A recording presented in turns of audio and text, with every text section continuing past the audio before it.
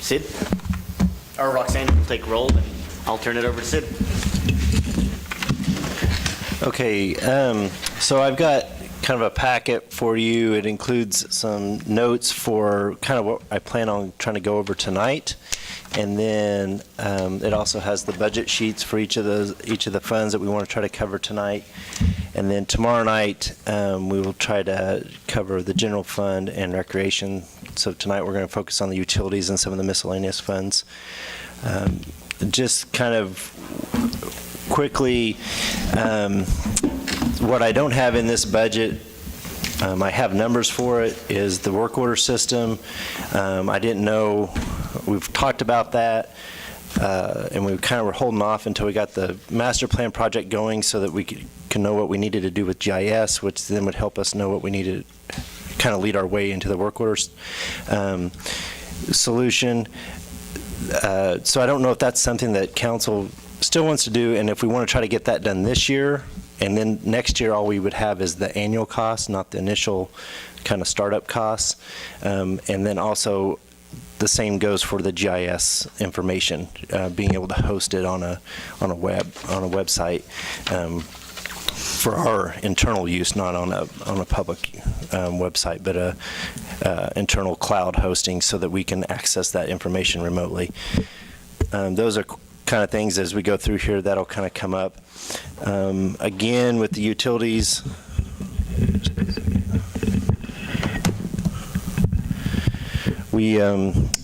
I've got the CIPs included with those. Also, target reserves, which are basically 90 days cash plus kind of an emergency allotment. And then there's also some supplemental information for most of the funds, most of the kind of departmental funds that staff put together. It's kind of a standard format of kind of some of the challenges, what things have they sacrificed in the budget, what things have they left out of the budget. Those are included with the department budget sheets. I wanted to start with capital projects just to go. So if you look at the narrative, it is going to be the last thing kind of in the narrative. And it's also should be the last page in that kind of packet that you have. Basically, yes, the budget notes, and then the group of paperclip stuff. There you go. The Capital Projects Fund, remember that's funded with the sales tax money. We are going to be discussing the kind of the question that we want to ask for the November election is what we've been targeting to renew that sales tax. It's a 0.5 cent sales tax. If you look, I got to get the right screen. We have basically the $300,000 that goes to Allen County Hospital. And what we've done here, I went ahead on most of these sheets, the vast majority, the 2018 budget number right here is how it was budgeted. Just because I wanted to kind of leave so we knew what we did. I didn't do that. I added the water bond payment, because that was something that we did differently, and it was also very significant. So, When does the hospital sales tax come off? Well, that sales tax expires at the end of 2019. That's what, well, yes, but it has not. I don't know that there's an expiration on that commitment to the hospital. I mean, it was just made as a... That sales tax issue. Right. So, okay. Current sales tax. So the idea was that, okay, then it would end in 2019 as well. The county would last longer than ours. Right. Theirs was voted on by the people, ours was not. Ours is already existing. So is that something that potentially we could do? Yes. But And we'd have to get rid of the tax increase. No, we could extend, we could go to the vote of the people to to renew that half-cent sales tax. So it would basically stay the same as it is, and then just not give a portion of that to the hospital, which would then give us another $300,000 a year that we can utilize for our projects. The city sales tax was not voted for the hospital. Okay. The county side was.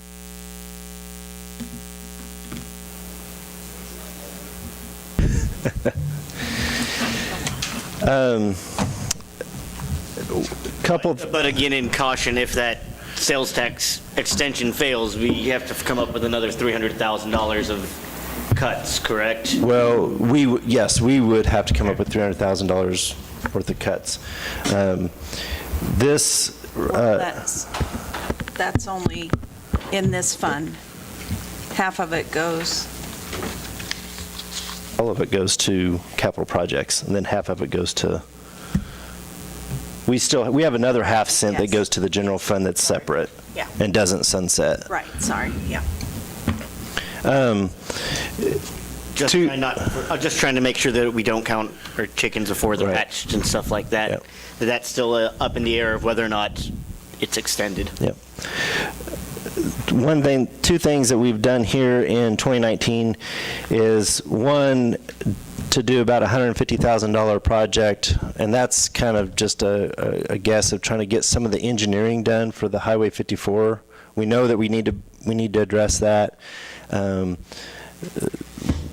How we start that with some engineering, not sure how in depth we want to go initially, but at least getting a number up there that we can start using, that we can get some engineering done, kind of give us that scope and magnitude of that project, so we have a better idea of trying to plan for that financially. What is that, the 54 highway from within our city limits?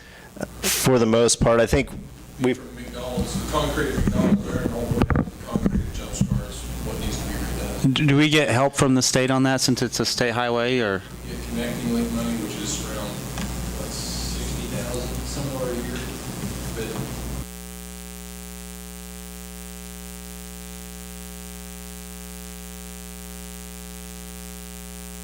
And I thought we ran into some problems with some of the matching funds with full depth versus chip and seal, or versus the other kinds of repair, that if we actually need to go into full depth restoration, that is redo the base, we're not eligible for a lot of the state funds because they call it new construction versus repairs, basically. Is that? you're talking about the connecting link. Yeah. Grant you get, it's basically an overlay project. we did add money into the sidewalk replacement program. This is something that Corey and I kind of kicked around a little bit with, and also talked to Greg a little bit about. That program does not get utilized real well. I don't think it will, though, either. Look back in history of what people have asked for. I think that's not someplace we need to put our money. Well, if I can, the idea is that we would utilize some of that money ourselves and repair some of the sidewalks that need to be repaired in town. And part of the reason why we're thinking that, we're doing the Safe Routes to School project, and we're having a hard time, even though it was kind of defined early on about, here's what, we're going to put a handicap ramp here. Well, then you put a handicap ramp and you've got, 2 sections down, you've got sidewalk that's that far off from level with each other. So the idea is that when we have an opportunity like that, we would just go in and say, okay, we're going to replace that block of sidewalk and get that repaired. But I think if it's something like that where you're dealing with the disability type stuff, the ADA compliance, then we should be looking for grants that will help us pay for that kind of stuff. That shouldn't come out of our budget. If we can find grants, there are grants out there to help pay for that stuff, and that's what we need to be looking for. Well, and this also would go to things like, we had another instance where we had curb and gutter. We had somebody that was using this program to replace some of their curb and gutter. We had somebody else next door that basically didn't have any more curb and gutter. And so we didn't have any mechanism really to get that section fixed. It would have made sense for us to go in fix that whole section, and that way it all had curb and gutter like it was supposed to, versus now we have very good curb and gutter, nothing, and then it picks up again. I know it seems fairly trivial to talk about sidewalks here, but I do want to note the joy that people got and how much people do talk about the sidewalk.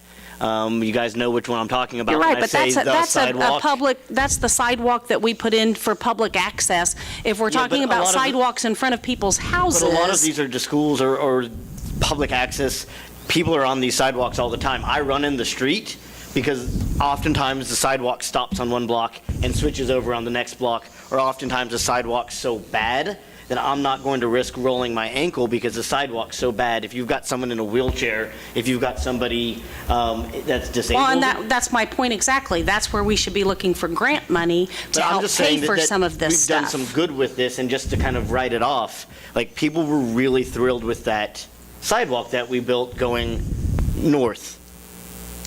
I wouldn't necessarily just say write this off and cancel No, I all wouldn't say sidewalk write it funds. off, but I'm thinking we should look for grant money for it, not figure in $50,000 But in our usually, budget. usually these grants aren't 100%, they're matching. You're right, they're matching grants, but if we've been That budgeting, sidewalks, the sidewalk to state was $20,000. $100,000, so even if you do a 75% matching, If I may, is tonight more of an educational approach to this, or are we supposed to be negotiating each bullet point? Well, the idea is this is the first presentation of the budget. If we want to make revisions tonight, that's good, because then I can go back and do that, so that when we have another draft of this, those changes are made. But, the idea of this is just to give us the ability to, maybe $20,000, we want to leave it at that, and we'll just know that we're going to save 10 back for the program, and if we have a project that we can, that we need to complete a short section, we spend $10,000 to do I that. guess my feeling is we're tight on money right now, and I don't think that that's the place where we need to dump an additional $30,000. Instead, we need to, tighten things up and maybe look and see what's out there that can help with additional funding. If it is a matching grant, that's fine. A lot of matching grants, though, are 80-20 or 70-30, so you're not having to come up with as much money. You just have to do a little more elbow grease to find those grants, put in a little more work. I guess, the thing, we also made the choice to spend $626,000 out of this fund to cover our water bond, and that's where, I guess, what do we want to do with this money? I mean, we've got to pay the bond, so. But that should be paid out of the water obviously, utility. You're right. That is my recommendation, but- and always has been. But if it didn't happen that way, then we need to figure out, is this the time to be adding that additional $30,000 to sidewalks? When it's been an underutilized program. I mean, I think it's great if we're going to utilize it, but it's definitely been underutilized in the past. So. we've got some other areas that we're looking. Why don't we move on to the Yeah. next point, and we'll come back to this one.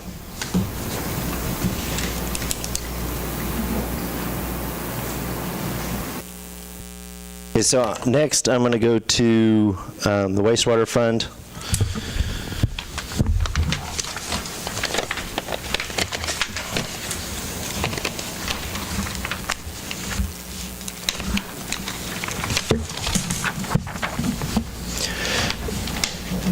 Pretty level revenue in the wastewater fund. The spending is recommended fairly kind of level as far as everything except for the CIP transfers, and I'll get that in just a second. As you can see, we're thinking that we should be able to make a little money in this potentially if everything goes the way we think, and it sets us pretty well with our reserve target still, that we're not eating into that reserve too much. There's not a whole lot to note throughout line item by line item in here. I'll let you guys can take a look at it. I will point out that last year when I did the budget, I must have just missed these two line items. I think we're going to be fine this year with the budget, but I just made sure that we included them this year. The main thing here, when we get over to the CIP,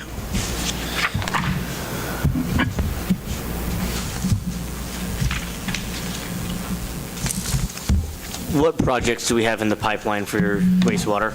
I'm getting to that right here.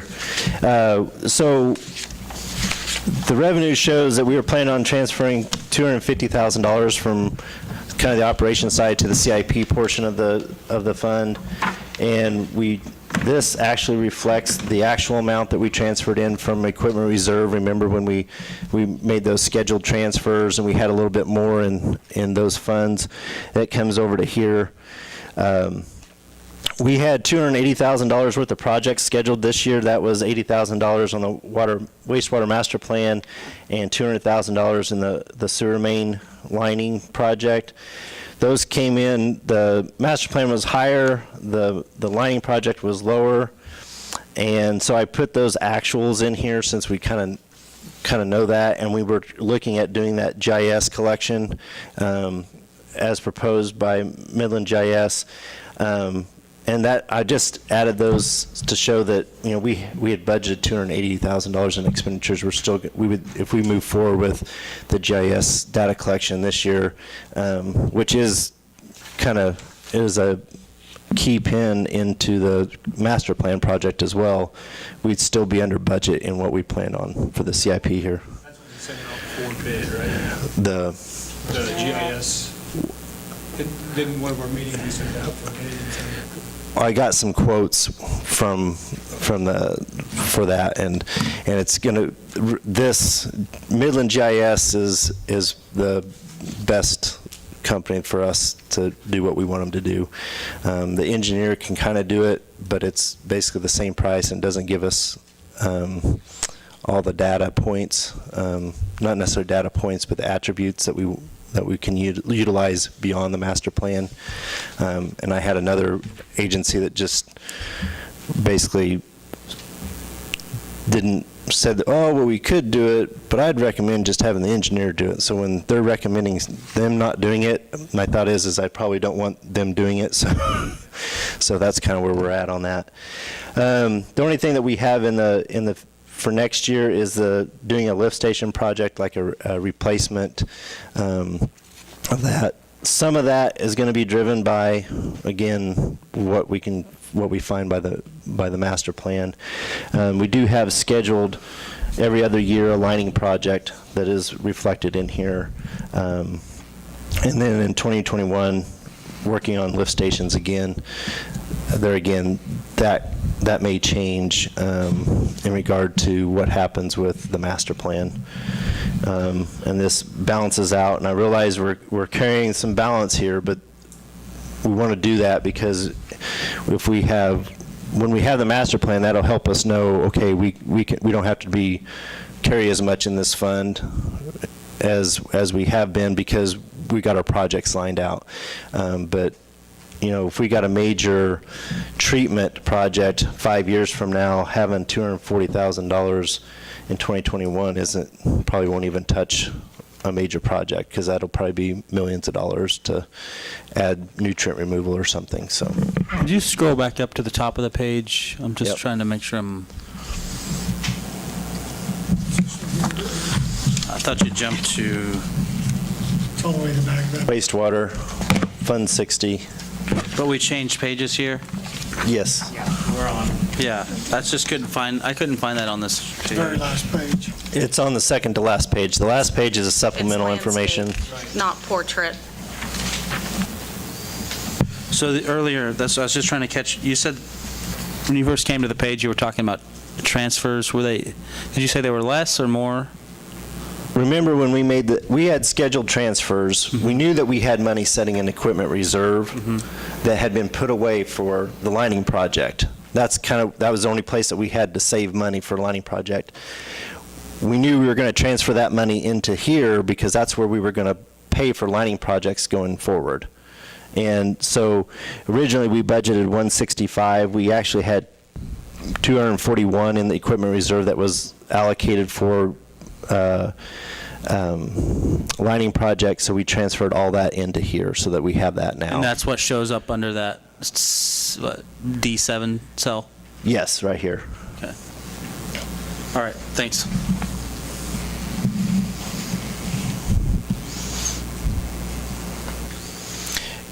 Any questions on wastewater?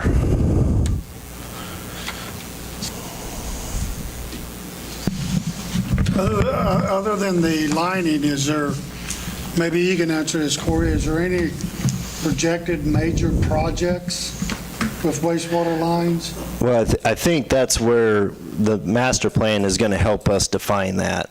Because we may end up wanting to put, we may not do these lift station projects in 2021. It may be a $500,000 line repair that we're replacing multiple blocks of 8-inch line or 12-inch line, something. That the master plan will help us with that. Okay.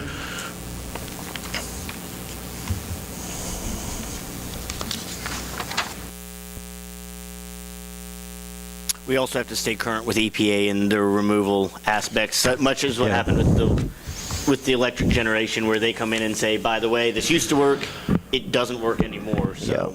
Yeah. And we feel that's, the master plan will help us with that, but if you look, this bottom one, ammonia removal feasibility study, that will be, we're putting that out at 2023 because I think that's when our next permit cycle is, and so that we will probably need to at least do a study to show how we are going to do ammonia removal at that time. So that's a target number way out there.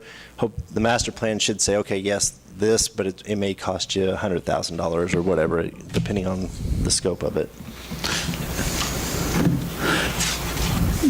Can I ask questions about expenditures on page 1? I don't want to get you out of order. On page 1, Yeah. on here? Yeah, the overview page. Yeah. I just was looking, 2016 actual column there, the personnel services, 2016 and 17, there's a significant jump there on the personnel services. Do you know what contributed to that?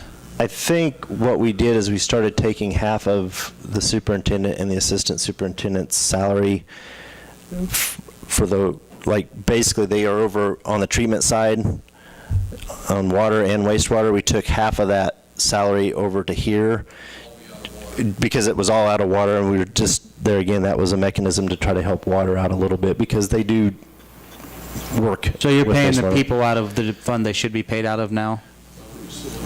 We're splitting it up and, yeah, trying to accommodate at least one, basically one FTE here on the, well, I think there's actually 1.5 because of the mower, but on the wastewater side for the treatment. And then commodities doubled from 17 to 18 and stays pretty much at that same pace. Do you know what causes that?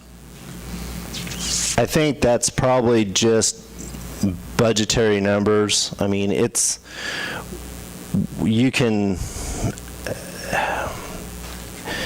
like here, it goes from about 4.5 to 9,000. But $9,000 in treatment isn't a lot of money for if you have to buy any chemical and we don't have to do a whole lot out there. Because we don't have a mechanical plant. And I think on the collection side, you'll probably just see a lot of that is, the biggest line item is collection facility maintenance, so that's lift station maintenance. So you have one pump go out in a lift station, you could be $5 to $10 grand, depending on the size of the pump. So. What's this contractual services? I've noticed that it started off, 2 years pretty level, and then it's went up significantly and going up quite a bit for the projected 19 budget under expenditures. On the first page. That's because of this mistake that I made last year. Okay. That is was a bigger mistake of $65,000. That's why there's a big difference there. Now, most of these will probably be less.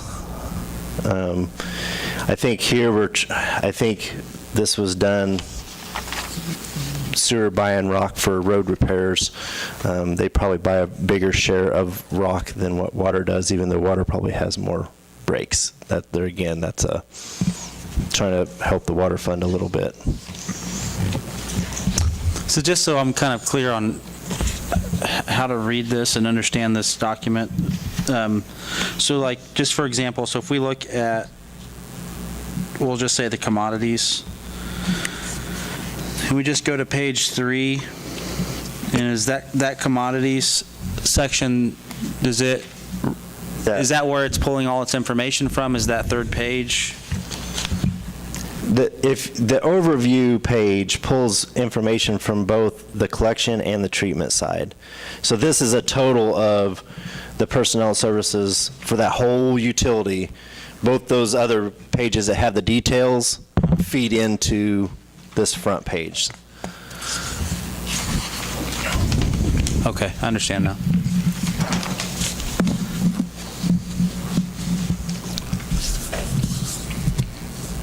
Like when we get to the general fund, there's like 10, 12 tabs. Those all feed into the overview page. So so if you want to understand what goes into commodities, for example, you would just go to the commodity of each one of those. Yeah. In these pages, this detail should reflect what is seen on the financial statement. The only thing that is different is this employee expense is all lumped together. That includes workers' comp, unemployment, capers, FICA, all that stuff.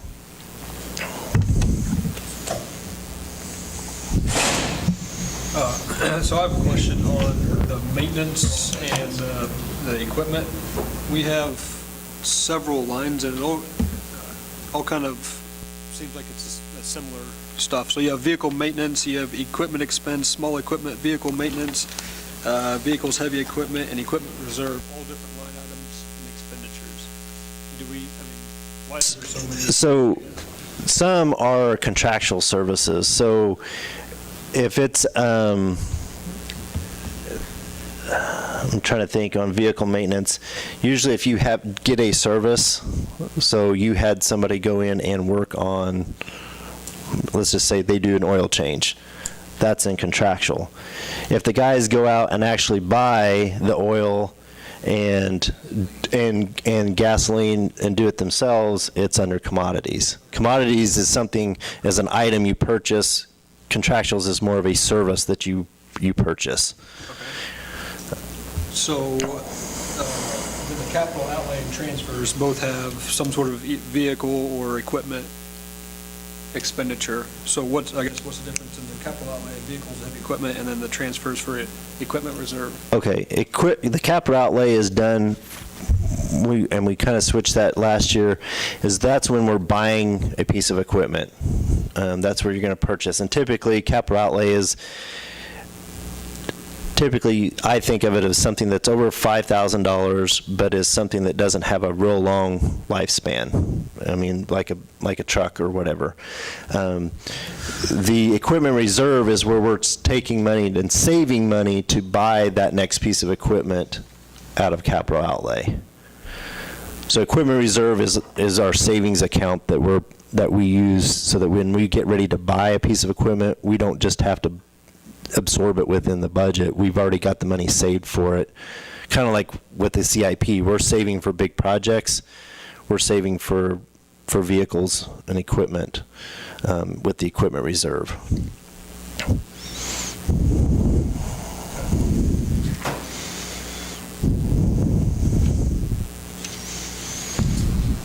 And we've got a breakdown of all that. We can hopefully, maybe if we have time tomorrow night, we'll get in to show, that $54,000 is going to be spread out between, I think for Mitch, it's between two pieces of equipment. Primarily is the Vector truck, which is a $300,000 piece of equipment. And I'm trying to think, is it a dump truck maybe? Do you remember? So anyway, somebody else, they may have it spread out against 3 or 4 pieces of equipment as they're getting ready to save for that and have the money when they get ready to buy it. Sid, I don't know if you can answer this. I don't even know if Corey can answer this, but on the outside lab expense, it's a little over 5,000 one year, a little over 4 the next, then jumps all the way up to 12 this year, then back down to 10 and back up to 12. Do you know why there's such of a big fluctuation in that? We had 12 budgeted for 18, basically because the state has more than once come into us and said, okay, hey, you've got to do cryptosporidium testing, and that is not typically cheap. And so we had 12,000. That is one of the items I believe that we just kind of shaved down this year, just to show that, to make the budget balance out. And we left 12,000 in next year because we may have, if we spend 10,000 this year, that same amount of testing might be 12,000 next year. It's just and realize those 2020 numbers are just projections of where we might be. And we've often, if we adjust it in 19, I've left it the same as what we originally had it in 20, just so that we can see where what we saved out of that, or what we tried to save out of that particular line item.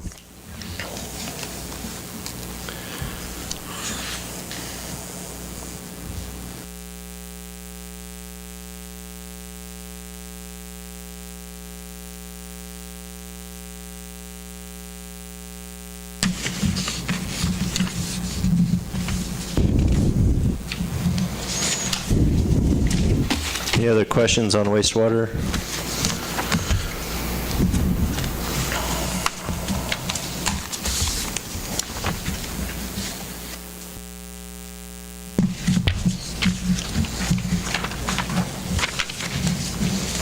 I'm going to go ahead and go to gas. So on the back page, that's just a list of the department heads' items. Yep. And some of those things we've been able to include in the CIP. Some of them we haven't. I just wanted to have those out. It's kind of our first attempt of kind of giving that supplemental information, so it'll be something that we'll develop a little further, hopefully, but it's our first go at it. So are these numbers, how are they generated? Is it just an estimate from the head, or? Yeah, Like the most of the time, all those back there are those are, we're like the $300,000 for 5 lift stations. We are budgeting 75 for one. We're not, there again, we haven't done one, so we're not sure. So that 300,000 might be a little less, or we might need a little bit more. But those are kind of in the CIP. They're just partially out there. The ammonia removal. I know we have $50,000 in 2023 for that in the CIP.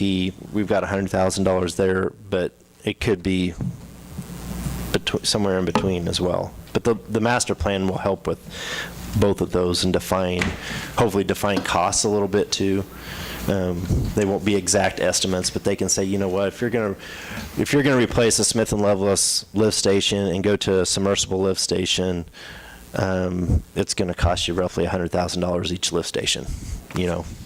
That we'll be able to get a number like that.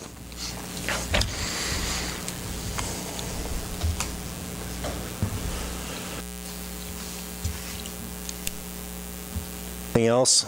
We'll move on to gas. I'm going to close this window.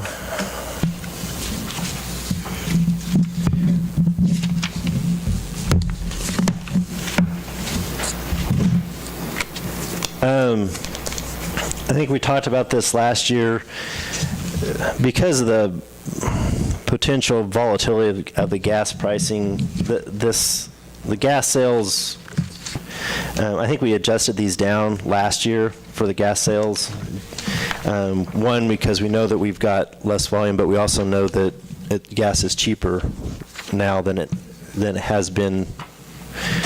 I can't remember when they took a really high hit, but it was several years ago. It went high, so our sales would have been high because we would have compensated that with our ECA, but we would have also had a higher over here in the cost of purchasing gas. These numbers would have been higher.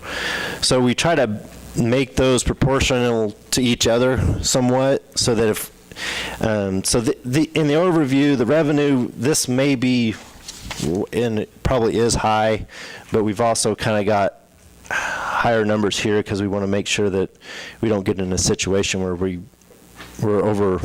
have to have a budget amendment just because the gas price went up. So that's the philosophy on that. If council would like to see that different, we can do that.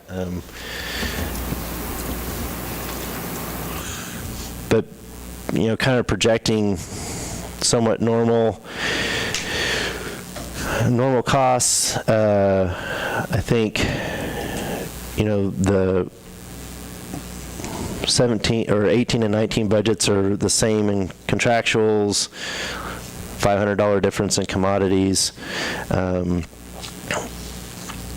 one thing that did happen is we were going to do a service truck in 18 and a dump truck, and Mitch has decided he could probably move that dump truck back to 19. It may be something that we can move another year, but we just want to move it 1 year for right now, and if we end up having problems with it, we may go to replace it. If not, we may move it to 20. But both of those moves are reflected in this budget. That is one of the differences between the 18, what we passed last year as the 18 budget, and what is shown here. The bare steel main replacement, if you see that under capital outlay up here,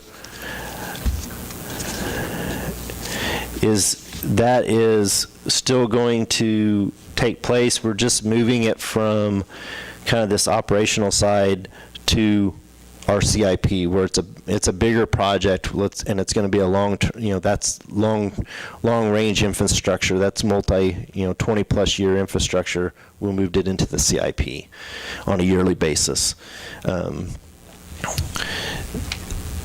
We also are, I guess, any questions kind of on the general?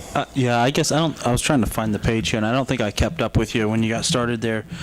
You were talking about the gas sales. This is the first page. Yep. You were talking about gas sales in 2016-17. They jumped from 2 to 2.5 all the way to 4.25. Mm-hmm. I didn't catch what you said on that. Basically, so if our sales end up being higher than the 2.5, it's probably going to be in turn because we had to pay more for the gas that we purchased, which you see. Okay, so you're saying that in case we have to spend more on gas, we've kind of got it'll cost us more to sell it? We've got these kind of proportional to each other. Right, because you have to, if you're going to sell gas, you have a cost invested in that. Right. So We still make the same profit margin. I understand that, but regardless I of the guess, unit so sold. if we're looking at contractual services, because that's where we would be purchasing the gas product from, right? Correct. So if we have a 1.4 to a 2.5 mil, so basically $1.1 million jump. That's what we saw in actuals from 2017 and 18? No. The 2018 number is what was budgeted last year, and we, I think, shaved that down a little bit, and we also shaved down the sales a little bit. I know last year at the time, I think Mitch was a little gun shy because there was times when gas was $8, $9 or more, I think, not too long ago, and spending this much money was not uncommon. So we've kind of left those we could, if we're gonna decrease this, we'll decrease the sales. Right. If we decrease sales, we need to decrease this. We've just kind of left them here because we know that we have that potential. If it goes up, we have the buying power, so to speak, to do that without having to do a special kind of budget amendment at the end. And that's purely, that is what we've done. If council would like that done differently and have those numbers lower, we can do that. I think we'll just have to figure out how we want to balance those. But in 17, we were budgeting like 5 million revenue also. So we kind of shaved it down even a little bit there. Yeah, I guess I'm just looking at the numbers. If we purchased the 603,000, and that's what we actually purchased, right? 603,000 16, yeah. and 16. And we basically spent $1 million between basically purchasing gas and transporting it. And then we went up. And we had sales of $2 million.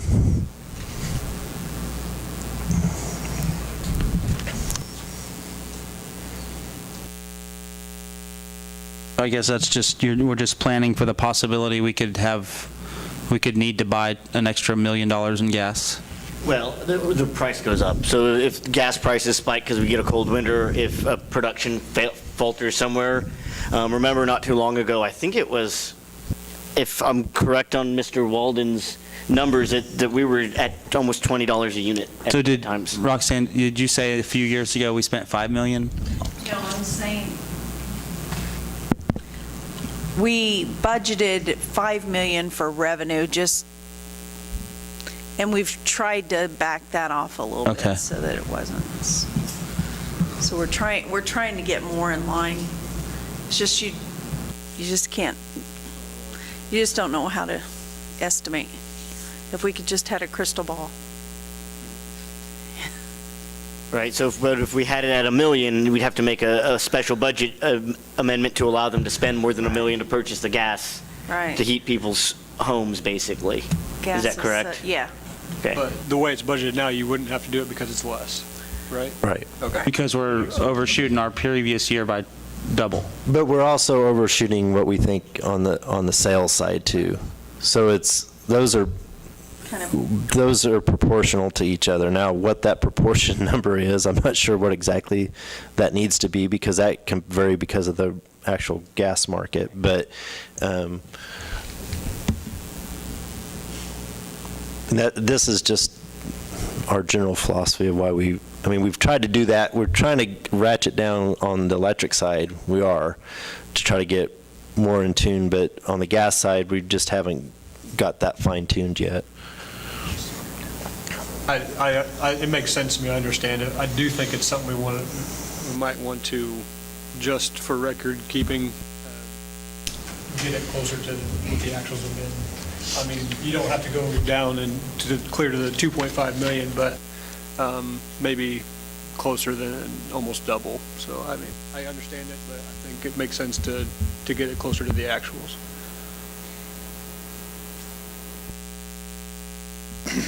Now, on the on-call compensation and overtime, is that taken, like, say, one guy this week is out of the gas department on call, and next week the water guy is on call? Is that taken out of separate funds, or how's that distributed? I think this pays for the guy who's on call for gas. Well, they're cross-training. So our gas, water, and wastewater are one department essentially. So say,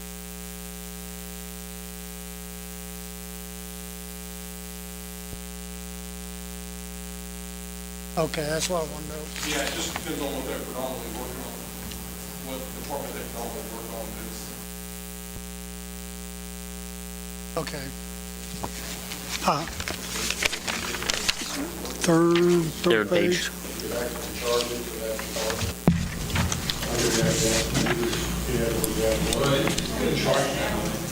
Yeah. It just would be a better tracking method. Cold in there, isn't it? The way I understand it, whoever was working, it was charged of their department. Keeps you sharp. Keeps you sharp. They're afraid you fall asleep. I am brain dead. On this one,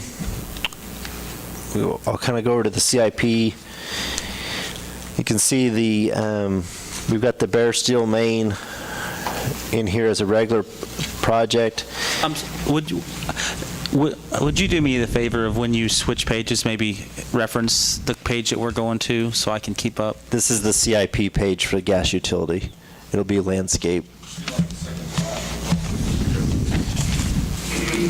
Trying to keep up and then I can't follow you.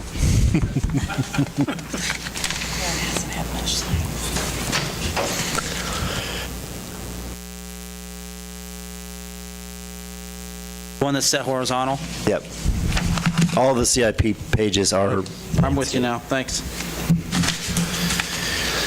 So,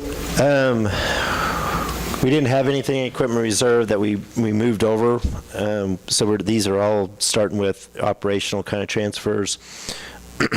The one thing that, like I said, here's the routine, what I would call, sorry, the routine bare main steel replacement. This is the every year project, 60,000. The 400,000 is the idea that if we get this master plan done, we might point to a larger project that we say, okay, hey, we're going to do a big line that we can't really handle ourselves, and we're going to do that. We just have that out in 2021. We have a master plan project proposed.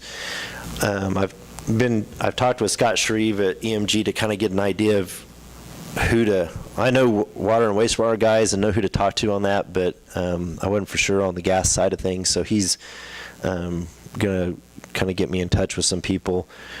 But so that 150,000 is just kind of a placeholder, kind of based on what I think it might be a little more complex than the individual water or the wastewater ones. So that's why we're at 150,000 on that. So The 60,000 there on line 16, are those where we're going in and replacing linear footage of line, or are those just repairs? So like if we have a leak, we're going in and putting a new clamp? linear feet replacement. That's the bare minimum KCC would want us to have that line item in there. That's what they're doing up on North. Right, so 6 blocks of bare steel with all. okay, so when we have a pipe break, a random pipe break somewhere, that doesn't come out of that 60,000? That would be out of System maintenance distribution. Well, no, maintenance of distribution equipment and tools, materials and supplies. It'll be done out of the operational side. One of the CIP is a planned replacement. Yeah, the CIP, the idea of the CIP is those are bigger projects that have long-term, long-lasting duration, I guess. They're going to be your 20-plus year typically on those things. So the 60,000 that we're starting in 2019 for the bare steel, is that already coming out of somewhere else? We're just going to No, yes, it was on the operational side. We're already doing it. We're just checking it out different. We're just going to, instead of doing it operational, we're going to do it in the CIP.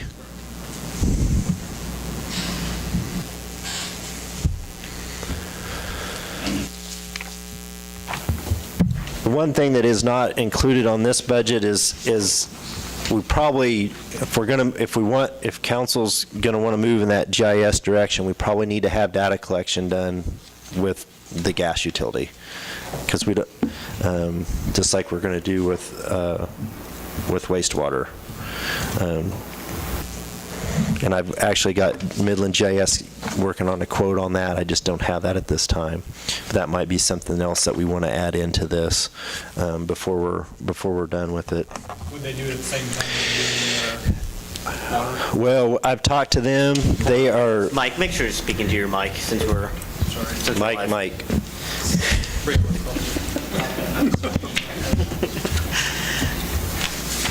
I've talked to their representative, and they've kind of planned, depending on council decision, because that would be something we would bring up the 23rd, to shuffle their schedule so that they can get the wastewater portion of that done sooner, so that then they can get that data to Burns and McDonald. Now, I'll talk about that with electric. We'd like to do, we've got a quote already for the electric side to get some GIS, that we kind of would do that as one project, but they would front load the wastewater side to that, so that they could get it done for Burns and McDonald. The other thing that's noteworthy in the distribution here, which is kind of the main detail page, I left the transfer to the recreation fund at $138,000. We did that, we upped that last year because our recreation fund, we knew had always tight, and we were going to look for alternative, different ways to fund that. We haven't had that discussion. We were tied up with water rates and rec park and trail fee. I've left that there. I know one thing we've talked about is being able to transfer some money from the convention and tourism, and I'll talk about that a little bit later. That's a potential. I think we talked about raising that 1%, which is about $14,000, but doesn't totally close the gap for the rec fund. But if you look at the overview, we're still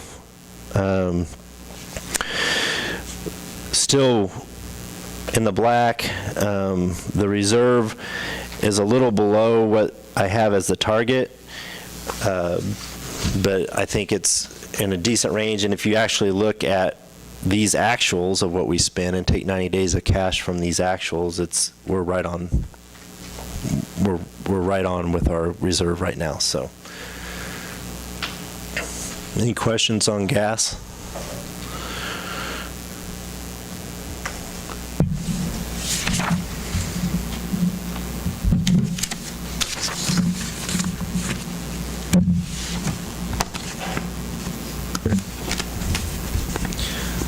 We'll move to electric.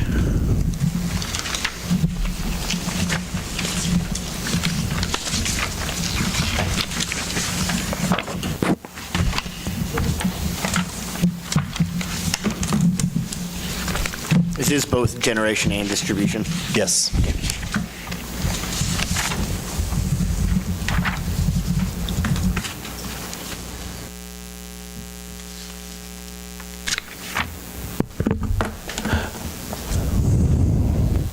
Now, I did not,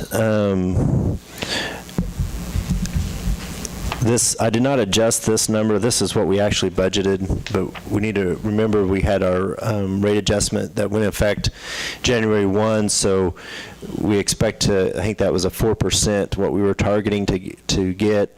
That number is reflected here. So when we look at kind of where we end up in 2018, realize that we're probably going to end up better because we made that adjustment. That was about $364,000. So by the time we have that plus some potential savings, we should be even by the end of the year. So rather than losing $589,000, we should be flat at least. Where are the savings? Because this revenue does not account for the rate adjustment that we had January 1. Plus, I would imagine just through power purchase, and because that is a big line item, I want to talk about that here, we're going to have potential savings that should get us to where we're even. And then you can see where we're, even if we're $800,000 and we're well off of what our target reserve is.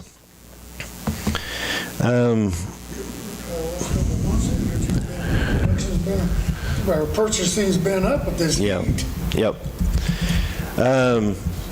What we did do, we've entered into some favorable power contracts. We had 5.5 budgeted for power purchase last year. We actually, Mike and I talked, and we're going to put that down to $5 million because we think that should cover our purchases moving forward over the next couple years. We're going to be talking about another potential power supply deal, I think next Monday, to kind of more of a long-term, not necessarily long-term, but more than a year. Because this one, I think, ends at the end of 18, if I remember right. It was a 2-year deal.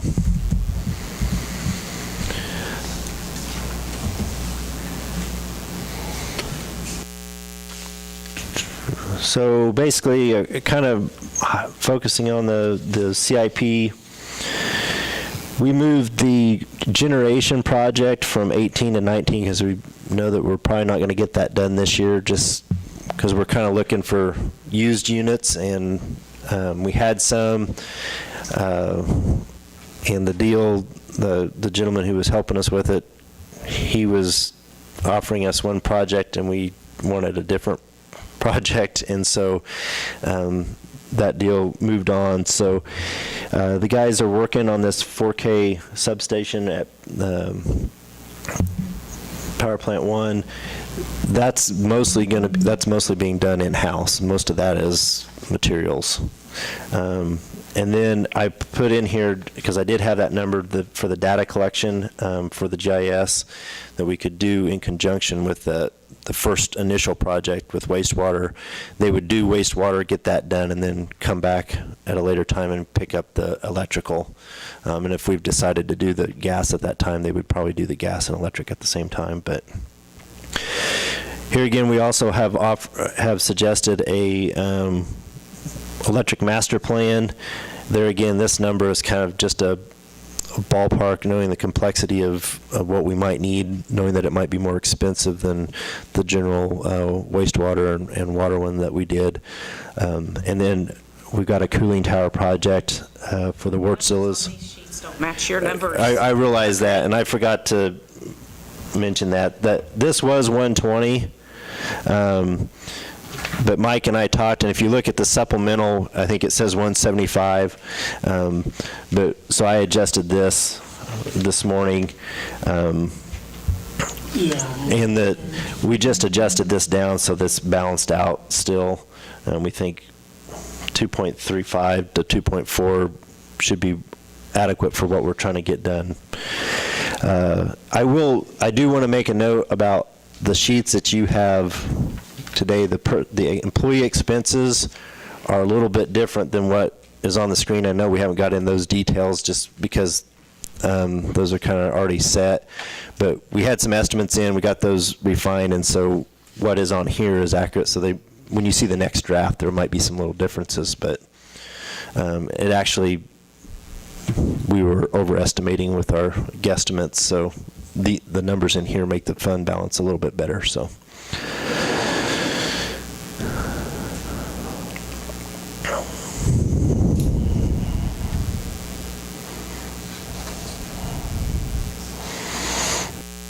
Any questions on the electric? What about these on the back page on other? It says there are still 4 more FKD oil blast breakers left in our electrical system that need replaced. Do they got any idea or projected budget cost of those? I'm not sure that we have any. I know we've been replacing some, but I'm not sure if we have a number on those.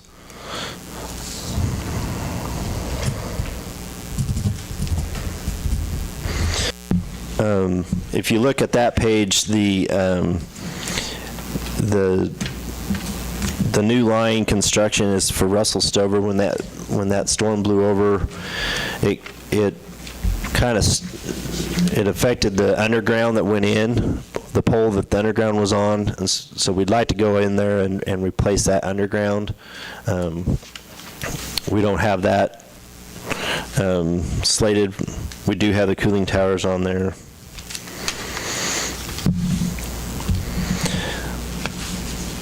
And like I said, and then some of these, like the Black Start Power Plant 2, that's stuff that may be helped if we get a master plan going. It may help set up those projects going into the future.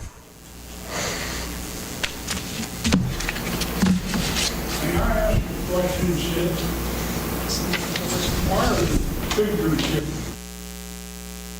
I just explained that when we first met, we had $120,000 in that. Then I met with staff, and we thought we might need to up that because we might need to have some engineering done on how we do that. So we made it 175. I just didn't get that corrected on that sheet before I printed them. Right, we adjusted that down because this one went up. We felt like, okay, well, between 2.35 and 2.4, we can do that. And that way, we didn't have to increase this transfer.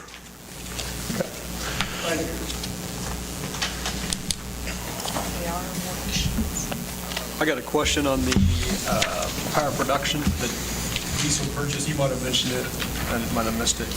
In 2016, we didn't have anything, then last year, 2017, we had 24,000, and then 2018, 19, 20, we have 100,000 budgeted.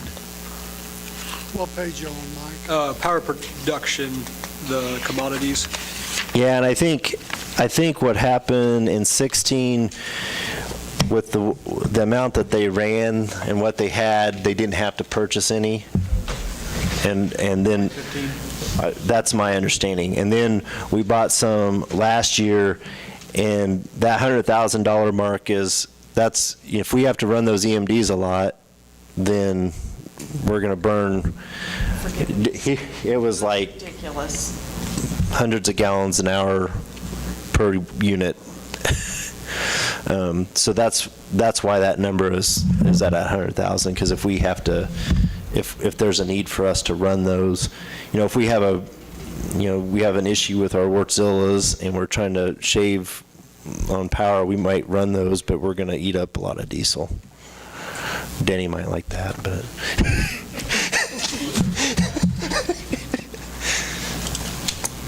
So we think, 100,000 is reasonable for, if you're going to do it every year. We can. This is a lot. It is, but I think we could easily get into that number if we had to run those machines a lot. And I think that's, if we end up and that's where sometimes you're going to have some savings potentially, but you may not have that savings too, depending on what the year's like. Keep the price of diesel down. I guess the question there is, do you want to budget for it, and then whenever you don't use it, you find those savings, or do you not want to budget for it, and if you need it, you have to come up with the difference?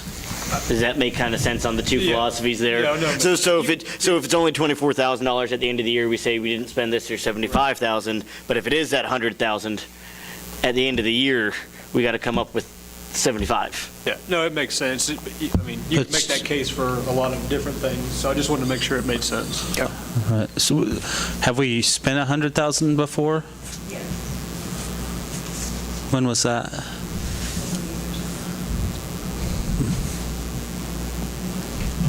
To replace.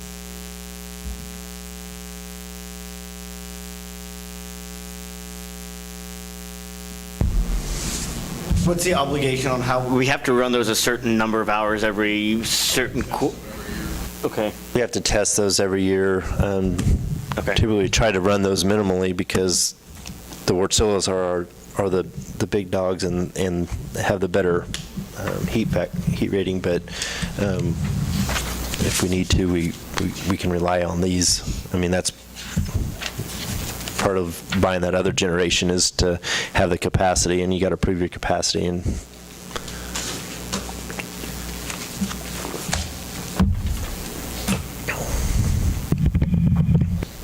any other questions on electric?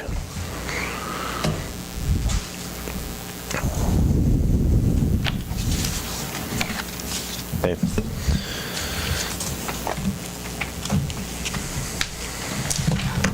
We'll move to water.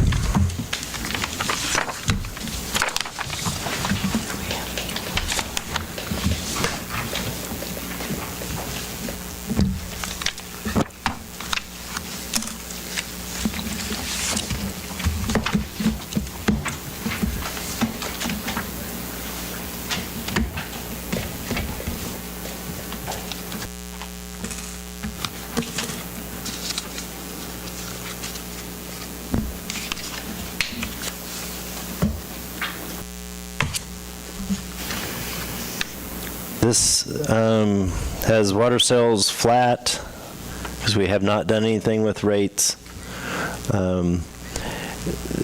This will be impacted by the bond payment coming out of the capital projects fund. I didn't make that adjustment because I kind of wanted to be, here's where we were. Because the idea is that capital projects, using that capital projects kind of bought us some reserve, was to buy us some reserve, get us some reserve, and kind of help us out one year as we got rates going in the right direction. It could also, if we choose not to do anything with rates because now we have reserve, we're just going to eat through that next year. Because you can see we're at $400,000. And that's based off of a $150,000 transfer, which was what we had proposed in the for 2019, what we had proposed in the rate analysis. Now, 2020 does still have the $500,000 that we had kind of carried over from what we had in last year's CIP, but that wasn't what we had in our rate structure. Our rate structure only had $100,000 in 2020. I'll just kind of go over to the CIP real quick, just to kind of show you where we're at with that. We have the water master plan going in 18. We moved the south loop stuff because that's going to, the master plan is going to kind of tell us what we might need to do down there, and so we don't have, we moved it to 19, and then we have the painting the Oak Street water tower in 19. Beyond 19, those are still the same, roughly the same numbers that we had last year. We did add the sludge cleanout. 2021, about $200,000, depending on what we can do with that. The lime sludge, it could be less, but we think this is our max that it will be.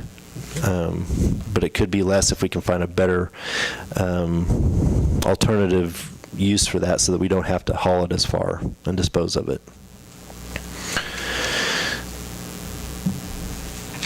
So that's kind of what's driving the, here again, these are costs based on linear foot of 8-inch pipe for the different projects here, or whatever size pipe it is.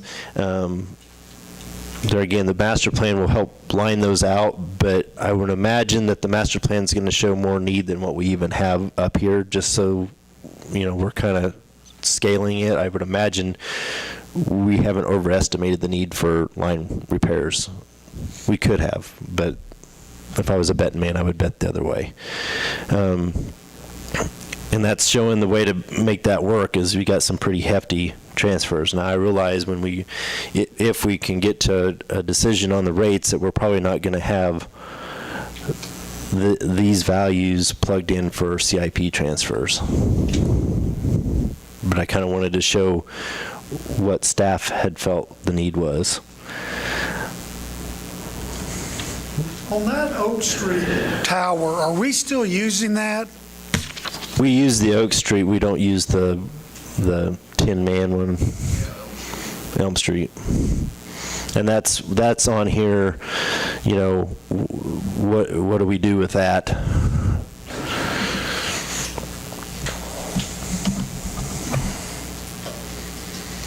Well, I think we need to look into finding out how much it's going to cost to have that demoed,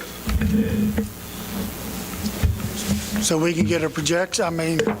So we can decide if we're going to take it down in a year or two or whatever. If the Oak Street's needing painted next year, or when, you got any idea when last time Elm Street was painted, Corey? Okay. And I think that's been the rub, is when you don't use it, how do you justify spending money on that when you can't hardly make your fund work as it is. Right? Can you walk me through the first page, capital outlay, transfers? 2018, 2019, and 2020, where do I follow the numbers to go from 426 to 814? Those are in both of these, the next pages, in distribution and productions pages. Yeah, which, At the very bottom. Most of that is driven by the CIP transfers. so that does include CIP transfers? Right.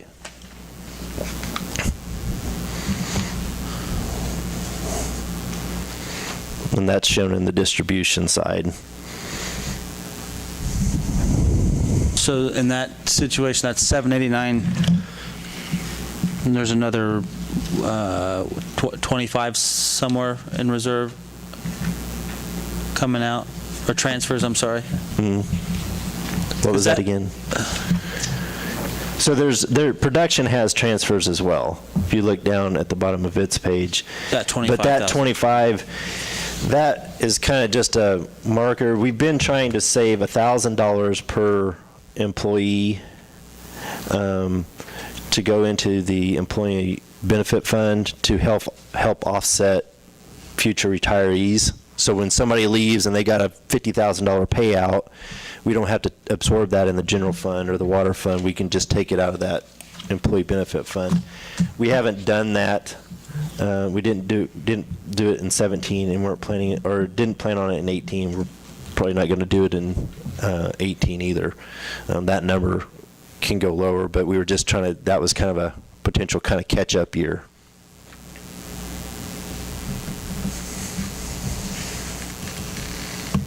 Just to refresh my memory, what year do we end our bond payment? 2025 is the last payment, correct?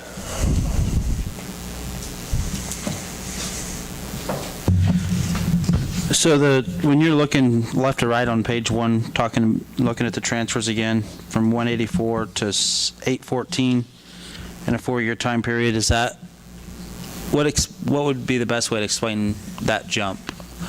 Obviously we have the 370 to 814 is for you take CIP. $500,000 out of 2020, so you're at 314. Right. Right. Even at 184 to 314 is kind of that's like 150. And look at what you did in the general fund. To save money in 16, we only transferred 130. We didn't transfer the full 33,000 to stores. Like last year, we only did one quarterly transfer to stores out of water because of the fund. Typically, this has been what has been budgeted. Transfer all the equipment reserve. Yeah, okay, yes, we've also shaved off equipment reserve in those years too. Those were things that we did to manage the water utility budget. So with the water the way it is, do we need to look at that again for 2019 with your 200,000 for the general fund? I mean, isn't that where our bond payment's coming from? Our bond payment is coming from the capital projects fund. This year. This year. This year. Normally It comes out of here. Right. It should come out of this line item right here. And I know the general fund is for topic. I mean, do we have opportunity there? What we have put together right now, we're about $200,000 short, and looking at things, it's going to be hard to come up with that $200,000 before you'd even talk about taking away another $200,000. But that's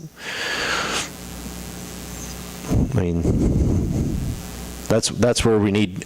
Council needs to provide some direction on what you want to do, because if you want to leave those transfers in place and you want to plan your CIP and plan for this water utility to survive, you're going to have to adjust the rates. And what the concern is because we didn't do it a couple months ago, and by the time we get to where we can get through the budget and all that, and we get ready to go to rates again, we'll probably have to talk about it a couple more meetings. We're probably going to have to make it effective January 1. And then, rather than a 7.5 in June and 10 in January 1, we may need, we may need 20 in January 1 because we waited so long. What's the raise, the large raise in commodities? In which, Page 1, from 296 to 420. Came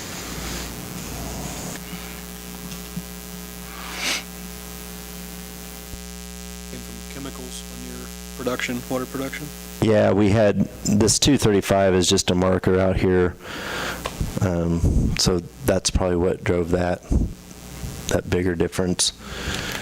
But if you look at these previous years, we're looking at, 200,000. I know that my understanding, our chemical prices have been pretty level, and we just kind of have that out there as a 2020 that, hey, chemical prices could go up. Sure. But I still, where's the other 75,000? So, yeah, then the system maintenance goes from 45 to 100. Is that the same thing as what we just talked about with the diesel for electric? Well, I think the idea is it's the older system, if you wanted to do some little projects, the $100,000 is probably not, you could eat through that pretty quick. I will say that I went through,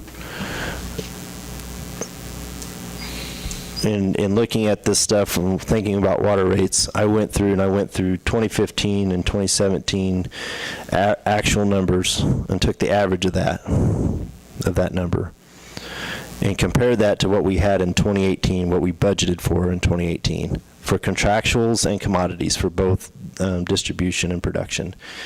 And our 2018 number was $30,000 higher than what the actual average was. So that, to me, tells me that we budgeted pretty well. We don't have a lot of fluff built into that budget. That's 2.43% difference between what the 3-year average was and what we had budgeted in 18.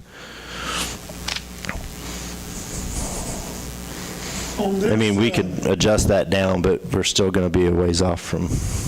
On this rural water district number 7 maintenance, is that for that loop that we put out south of town? No, that's, Probably the money that we got when we took over that. Yeah. They had some money that we dedicated to put in on that project or doing some revisions to that.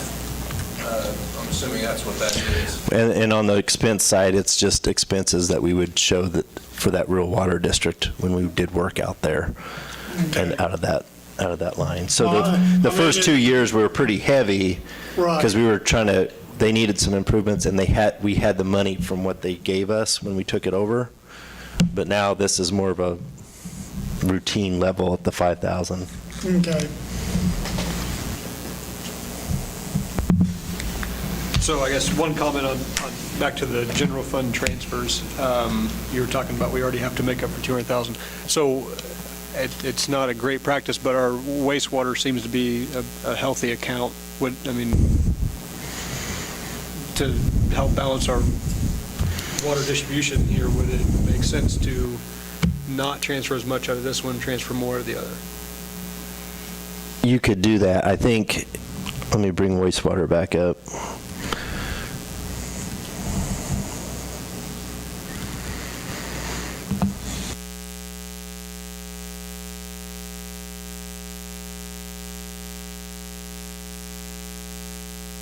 I think my concern is if you, it's still working, is if you do that, your fund, you are a little bit high on where you would maybe need to be for reserve. But you're not, from year to year, you don't make a whole lot of money. And a lot of this is driven by potentially CIP transfers. And granted, in 19, we only have $50,000, and the next year we have $200,000. And as we get through the master plan, we might be able to fine tune that a little bit. But I'm not sure that I would be cautious because we may end up having to look that, okay, we had a fund that was at its target reserve, and all of a sudden now we need to adjust rates because we're tapping it harder than what we had previously. And I'm not opposed to that, but that's where if you go to transferring it out of wastewater rather than out of water, you may throw that fund out of whack. And right now, I feel like, for the most part, we got wastewater's in a fairly decent place, gas is in a pretty decent place, and electric's in a pretty decent place rate-wise. Water is the one that's out of whack. Well, you said earlier the general fund is $200,000 short already? In the projection for what we have in 2019, for the 2019 budget.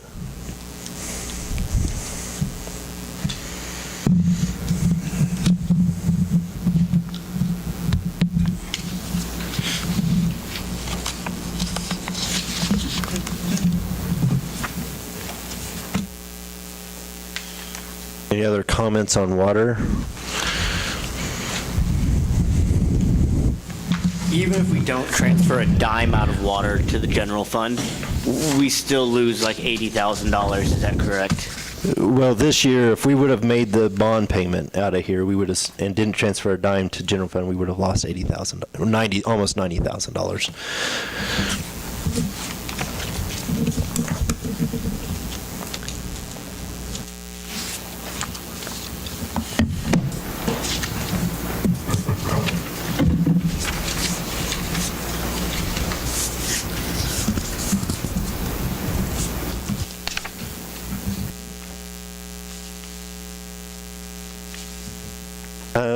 Let's go to sanitation.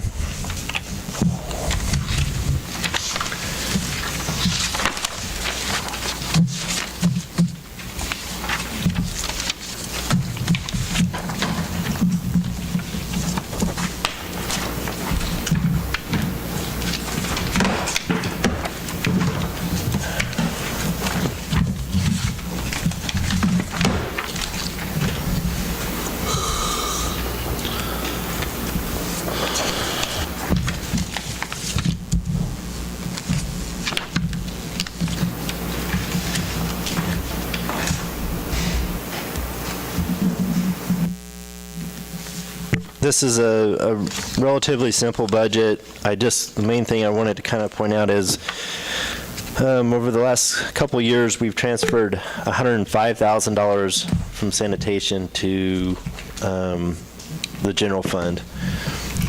And that, if you look at your overview page, kind of puts it out of whack each year.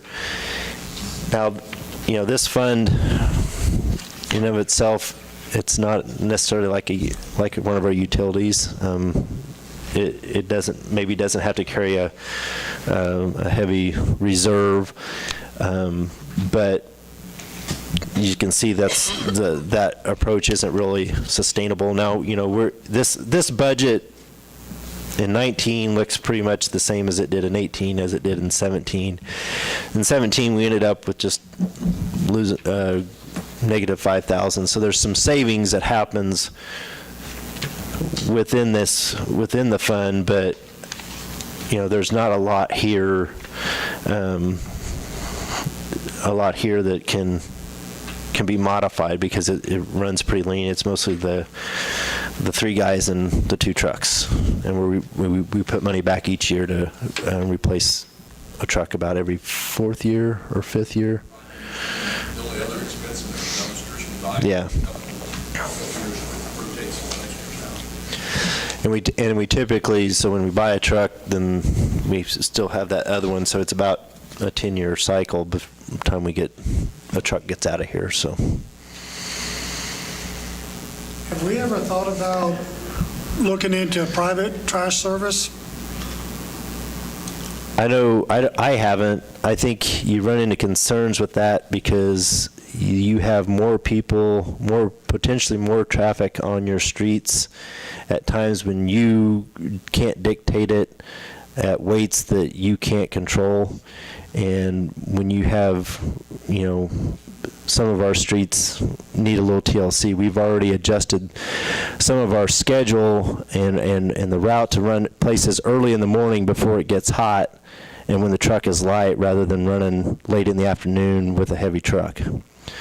So you go to a private service and they're likely going to they can run any time, and you might have more than one truck, because if I want Bob's service and somebody else wants Jim's service, even though we live on the same street, we're going to have both those trucks going down our street right now.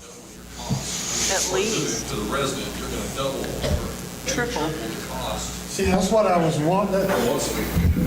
That's what I was wondering, because, I've seen some towns where they do got private service, and the city don't pick it up and run it. I was just kind of wondering, and you answered that, Corey, that those people are higher than what we charge our customers now. I know it's not a whole lot also, but have we ever thought about just attaching a minimal fee to our twice-a-year cleanup? I mean, there's probably a lot of people that even if it costs them $15 to have that service twice a year, once they sign up, and there's an actual charge to that, to recoup some of that expense, because it is expensive. You're putting extra people out there and extra vehicles out there, but I still think that that's an extra service. Most people that want that to have happen would probably be willing to pay that little bit extra to have that happen, so that they don't have to find somebody with a truck and a trailer and take the time to go to the dump. And I know it's not much, but it's a way to recoup a little bit of expense. I'll agree with you. As we talk long-term, and I know that we haven't really discussed a personnel staffing level, as we get into that, this may be an area, I know that it's expensive up front because you have to buy uniform trash cans to move into. I mean, if personnel costs are one of our biggest costs there, you could probably save by moving to a more the automated system. But again, that's something for a personnel discussion as we do that kind of long-term planning. Again, that's a big upfront on who buys these trash cans. Curbside pickup too, John. You don't have room in the alleys. Okay. Yeah. I think we talked about that before when we were discussing new trash trucks and having that capability, but yeah, with the alleys and that type of stuff, it was going to pose a problem. But I was just thinking, like I said, just our twice-a-year pickup, if we just add a little, I just think there's a lot of people that would pay for that service because it's a really more convenient than having to do it yourself. About how many, on average, Roxanne, do you know, or Corey, do you know how many on average, we're talking 100, 200, 400 households? I used to do a list about 10 years ago. I do it at least once a year myself. I mean, I do too, but I'm just curious on. I think it ranges between 200 and 300, just depending on the. Okay. I mean, and how many days does it take, and how many trips is it taking, and, It's about a week and a half. Yeah. On the heavier ones, but our trash guys also help right. pick up and offset some of that. They'll go heavier and pick up some of the stuff they can put through the trash truck. Well, and then we have local people that just drive through the streets and pick up some of it too, so. That's true. On the same token, I like the idea, but we have to also think about that if we do assess a fee with it, some people aren't going to pay, and they're just going to leave their crap out everywhere. They do anyway. But I just don't want to get worse. But they do anyway, so. Well, I was thinking, if you even started at a $5, I mean, Yeah. somebody could not, It you doesn't have to couldn't be a lot. pay anybody, you couldn't pay to drive out to the landfill No. and back for that, even if you had your own vehicle. Cost and adjust your trash pickup cost monthly instead of doing if you're talking $5 a month. Yeah. I don't know, I mean, it was just an idea to help offset some of that cost that I know we incur from this service. It's a great service. It's a way, for people to get stuff taken care of. But I think those people that are putting that stuff out are also the people that would say, okay, yeah, I'll pay you $10 to come get this. Yeah, let's make sure it's an opt-in clause. Yeah. Right. Yes. I mean, I would sign up for, in a heartbeat because, like I said, I use that. I know a number of people that use that service once or twice a year. What does it do to our numbers if we go to once a week trash service? We'd have to look at that. I think then you'd have to kind of decide. Is that personnel, or is that somewhere in here that we're? I think you're going to probably save some on some of your maintenance stuff just because you're running those trucks half as many times, but you're going to pick up the same amount of garbage. You're going to, Your trucks on the streets. Yeah. That's the other, on those same rough chip seal roads. I'm not sure. I think you might save some, but I'm not sure you'd save a whole lot. And we can try to figure out what that looks like if you want. I mean, are we just going to save it in fuel, or are we going to save it in personnel? I guess that's what we need to figure out, is where we're going to save it. I get what I get what you're saying, but maybe they can work on a different department on those other days, kind of, because I think you need the same guys to run the truck, the same number on those days, right? So if it takes 3 men to run that crew, they've still got to run that crew those days that we're picking up. I guess you could shift them. What? Right. But we could move them, they could work on some other department. But yeah, I mean, if you could move them over to mowing or, weed eating or some of that type of stuff that, especially during the time of year when that's a heavier workload, it might be worth looking into at any rate. I mean, because every year we're hiring part-time people to do mowing and weed eating and all of that. So if you've got some of those people available to cross-train over into those other jobs, they still have their job, they're just doing a couple of different jobs. So let me get this right. My trash is picked up on Mondays and Wednesdays. Then Tuesdays, Thursdays, another part of town is picked up. Yes. Okay, and then what about Fridays? Yes. Yeah, I'm Wednesdays and Fridays. Monday through Friday. Wednesday, Fridays. So how, if you go to a one-day service, are you still not going to have those truck running 5 days a week? Because you would just, So Monday, you'd Wednesday, still run Friday. them 5 days a week probably, but you would just spread out, you might spread out your route. Like down at different. Yeah.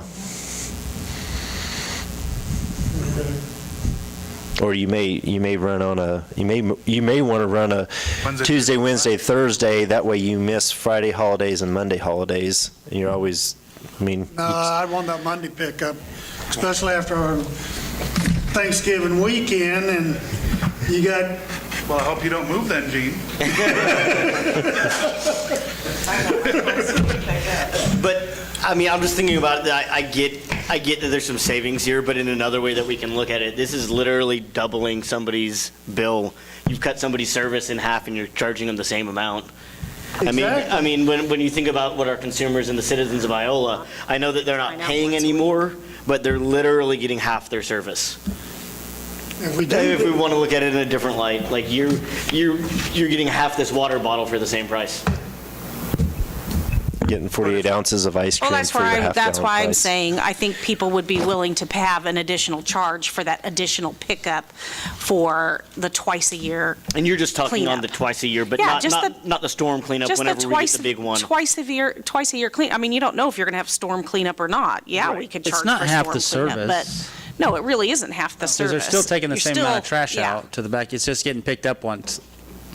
Half the time I don't get mine out but I'm once not, a week I'm not anyway. arguing for doing it just once. I'm just Right, saying, but- you're still getting all your trash taken out for the same price. I It's say, just- if we can look at maybe some different things where there might potentially it. be some cost savings, or potentially adding a little bit of income onto a service that we're providing. I agree then- on both that we should look into this. I'm just kind of giving a devil's advocate argument there that you are cutting somebody's service if they get it twice a week and you're picking it up once a week.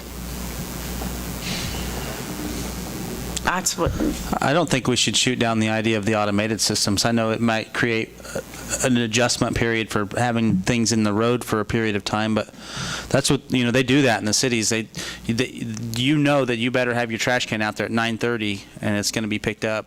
Parking on the street that Right. Yep. Yeah, pick up this. yeah. That means you'd have to clear all your streets out on that Yeah. pickup day. yeah. And that'd be hard to do, because Yeah. some people, that's the only place they know, they have a place to park at, Yeah. in front of their home. Just some things to look at. Yeah.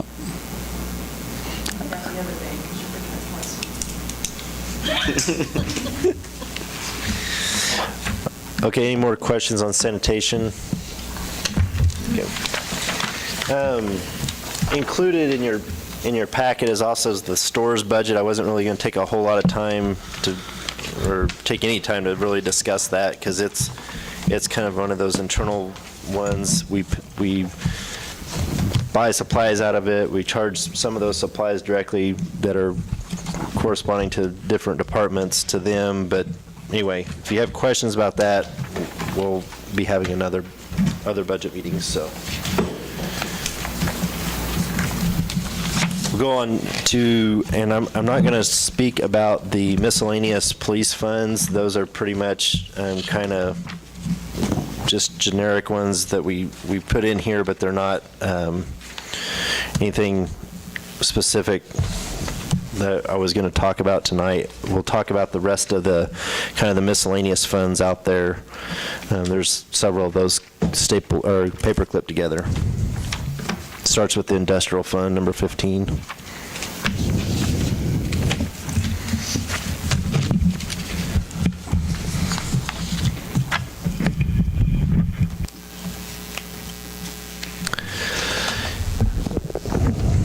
This fund gets some ad valorem property tax, various miscellaneous taxes. Basically, what we have in here is, if I get to it,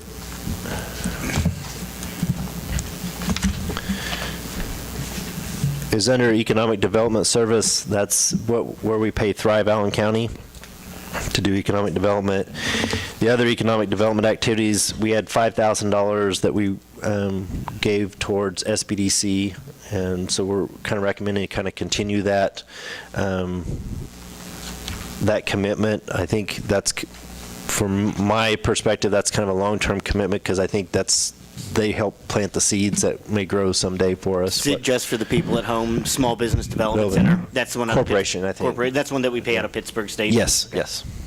Which one's that? It's under, Tom Byler. yeah, this other economic, so there's 5,000. Then this year, we had some money set aside to potentially bring a gentleman called John Schallert to Iola. Still kind of working on that, but Humboldt was an e-community. We're kind of working to make it e-community Allen County-wide, and there's actually some of Mr. Schallert's services are part of some of the programming that you can get through e-community. So that may not happen this year, but the idea is we may want to have some of that money for next year. Not a whole lot there. Again, we budget some money just for a potential industrial project if we have one.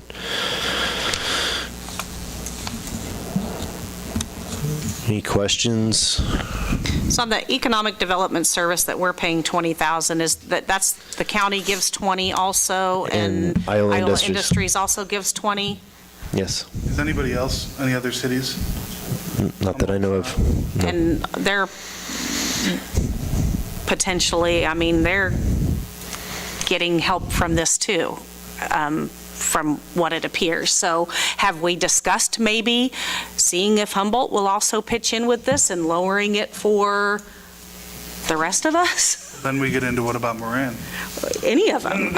Honestly, if they're reaping benefits from it, because they are, I just wonder if this is money well spent for us or not. What page were you on? Industrial fund, the front, or second page of it, is that right? But if we cut there, what would be your proposal? Let's pretend, I agree with you somewhat, like. I don't know, but- Would it be, I'd hesitate to cut all economic development No, services as a method to save, but I agree that.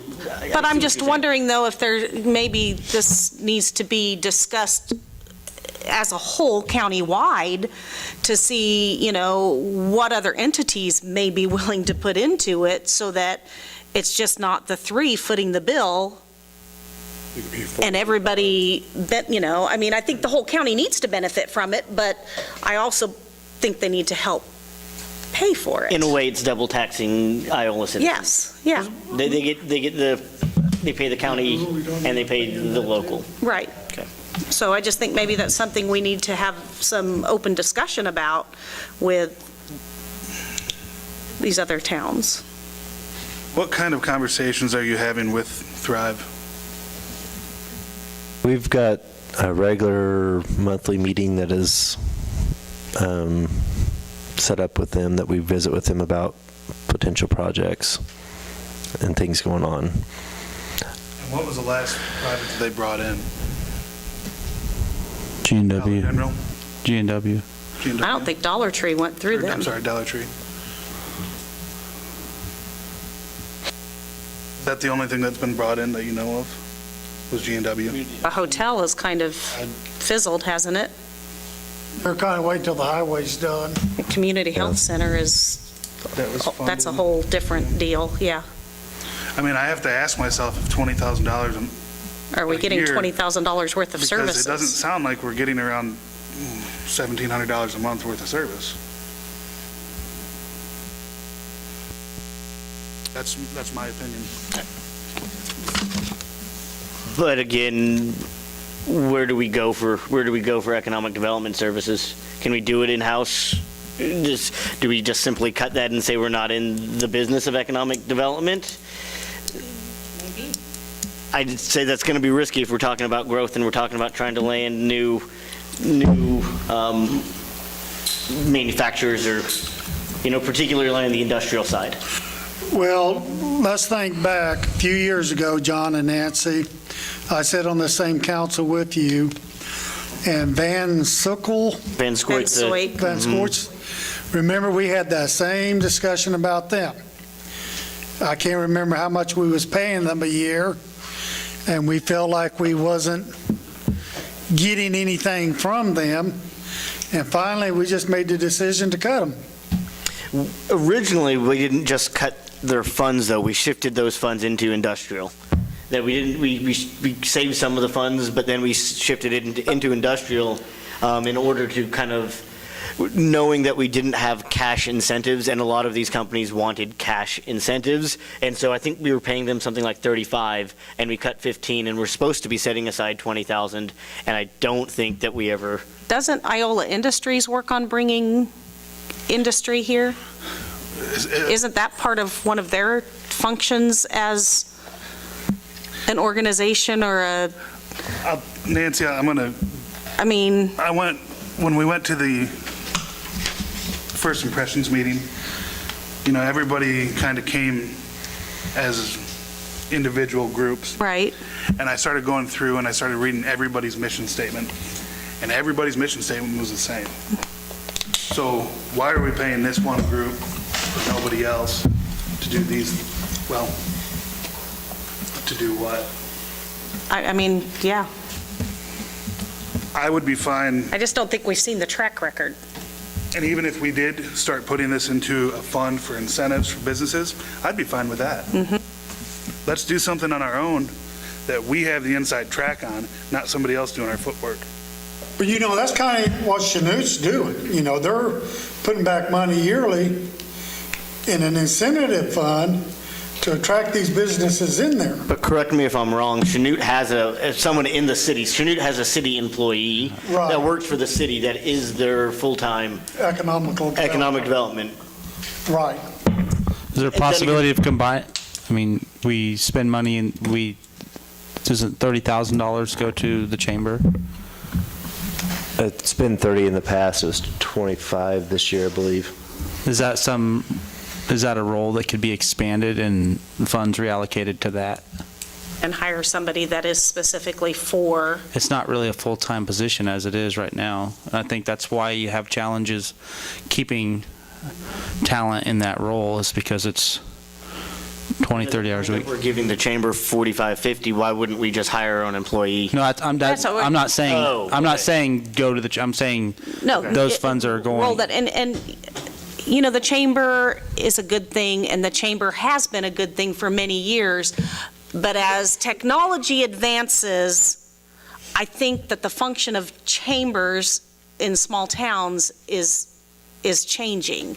And it's not, you know, it's not the place you go to get the information that you want anymore. You're going to the internet, you're Googling it, you're finding it that way. That chamber is not as integral of a part for somebody moving into a new town. They're not stopping at the chamber to pick up all the packets of information that used to be, that was the only way you could get it. They don't have to go to the chamber to see what's on the calendar for community events. The chamber used to it was a different function for a chamber back years ago. And I just, maybe taking that money and rolling that into, like you said, kind of a dual sort of chamber person, but more economic development side of the chamber would be the smarter way. Economic development is also catering to the businesses that you do have. I think Right. sometimes we get lost on that. It's not just Right. bringing in outside. Right, it's helping those businesses that are already here. Which is the so chamber's that they function too, continue right? and they thrive. Yeah. If we had $50,000 a year and we start kind of bankrolling that we can start offering some pretty good incentives in a couple of years. But for a lot of You those. still have to have a point. Sure. You have to have somebody that's your point of contact, unless Absolutely. you want to assign that to Corey. He's got a lot of free time. Hey, correct me if I could be wrong on this, but I think when you're talking incentives to get the new airline factory down in just Chanute, they offered something like $500,000, or I think it's closer to $1 million Yeah. in cash incentives. That's the level of incentives. So $50,000, yeah, in a few years, we're going to get, in 10 years, you're up to $500,000, but that's the level of incentives that people are trying to get these major manufacturers with. For the boat plant that kind of pulled out, Chanute offered them a massive building for, you know, this more, Mark.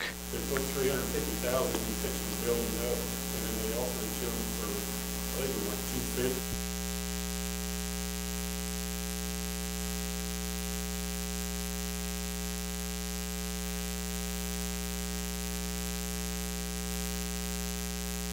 So when we do talk incentives for, I just want everyone kind of on the page. Yeah, I mean, they're huge Industrial incentives.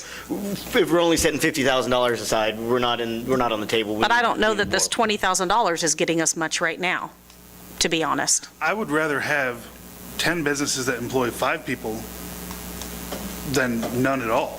True. So, I mean, we may not get a boat plant or whatever we want right now, but if we can draw in Oh, you 4 get more businesses- Dollar Trees, and you get a Maurice's, and you get a Cato, and you get a shoe store, and you get some of those small businesses that are willing to come in that do, yeah, like employ 5 to 10 people or whatever it is. But if you could get some of those smaller businesses to come in and fill up some of the empty spaces that are already here. I still think you need somebody to recruit those businesses to get here. I'm not denying that. I'm Okay. just saying that I don't think we're getting it now. Okay. That's, And I think that's the point, yeah. I don't feel like we're getting the value for our money. And see, and what we're talking about right now all reflects back to a couple council meetings back when I made the statement that I made about Chanute and Humboldt, and Nancy, you said, well, we got Dollar Tree, we got, the new RK. I agree with all that, that, yeah, we've gotten some small stuff in. But what we're saying tonight is, kind of goes back to what I was saying, that we're paying this money out to these people that are supposed to be doing things for us, and our investment is not getting, it don't match the investment. And we need something to continue to recruit these small places like that. We're not, for $35,000, I don't feel we're getting a proper investment right now. Well, 5,000 of that is going to the small business.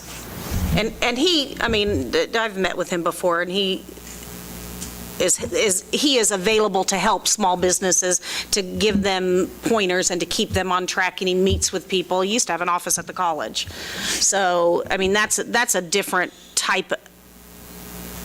I mean, he's not there recruiting, he's there as a resource and to help. As a liaison. So, but I just don't know if our I guess what we need to other investment is, decide, are we talking about the 20,000 or all 55,000? Or 50,000? Is it? Is would be 35 or 55? It would be what we committed to the chamber for this year's convention and tourism was 25. Historically, it's been closer to 30, and then this other 20. and So right that's now they're 45 trying to to 50. hire somebody, correct? Yes. For part-time. For a part-time director? We definitely aren't taking away what we've Part-time. already committed to the chamber, right? I mean, that's kind of a no. No, we can't, I mean, if we've committed something, it's already been Yeah, but distributed. it would be changed in the year 2019. If you combine Yeah. that, you no longer fund them in 2019. If you combine those two positions, We don't, Funding anyway. okay. yeah, it comes from the convention and tourism, right? They Right. just apply for it like anybody else would. Oh, yeah, so that just the distribution that we had a couple of meetings ago, that's gone out to them for the 2018 year. Yes, I sent them half. Okay.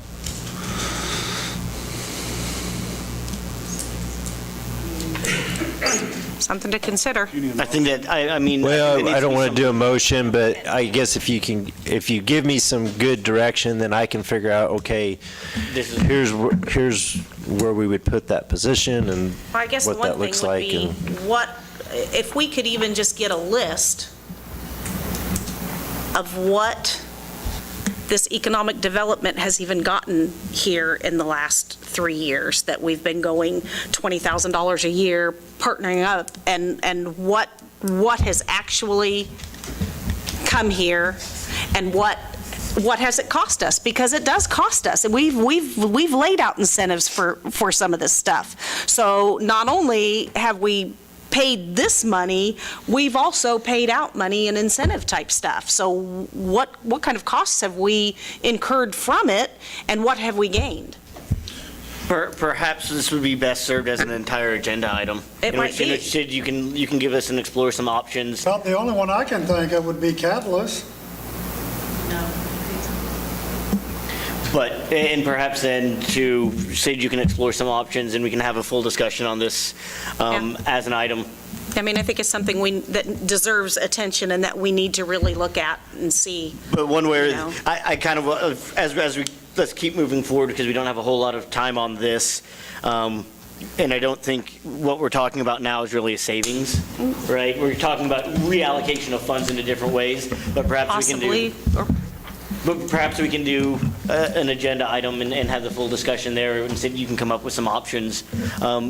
We don't know, too, what the cost of by the time you factor in health insurance and everything else, what's that employee going to cost if they work directly for the city? Depends if they're going to do something for us or not. True. Yeah, yeah. That's true. And are there services that you can contract that you're not paying a full-time employee, that this is somebody who is, working for you through another company or freelance or whatever, and you're not paying all of that, all the employee benefits. So I think there's some other options out there that need explored. Is that enough? As council, do we feel fine with that direction to Sid, or do we want a different? If we want to discuss it more, I think we should put it on an Yeah, agenda and I discuss it. agree. Right. It's fine.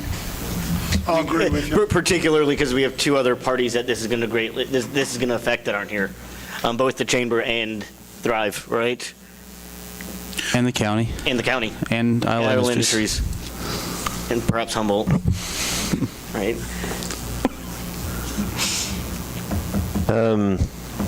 Just kind of moving through, there's convention and tourism, we don't have expenditure details on that because it's all kind of lump sum. And there again, with the conversation, that may change that. I will move on to the It's Fund 22, Employee Benefit Fund. The main thing I wanted to kind of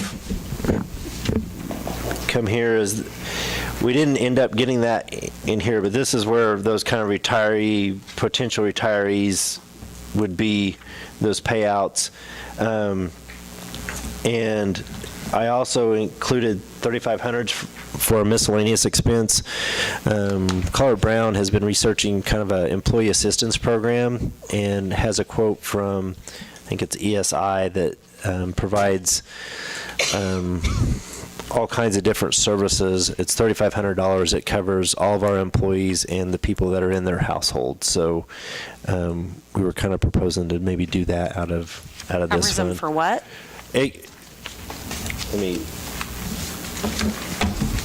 It has everything from, like, I think you can talk to a lawyer for free, like a 30-minute consultation. Employee assistance, work-life counseling benefits.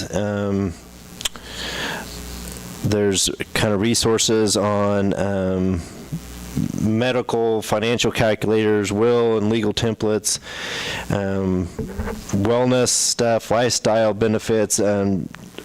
They can retirement and college savings, connections to retirement and college savings, adoption and special needs. There's a stress management program,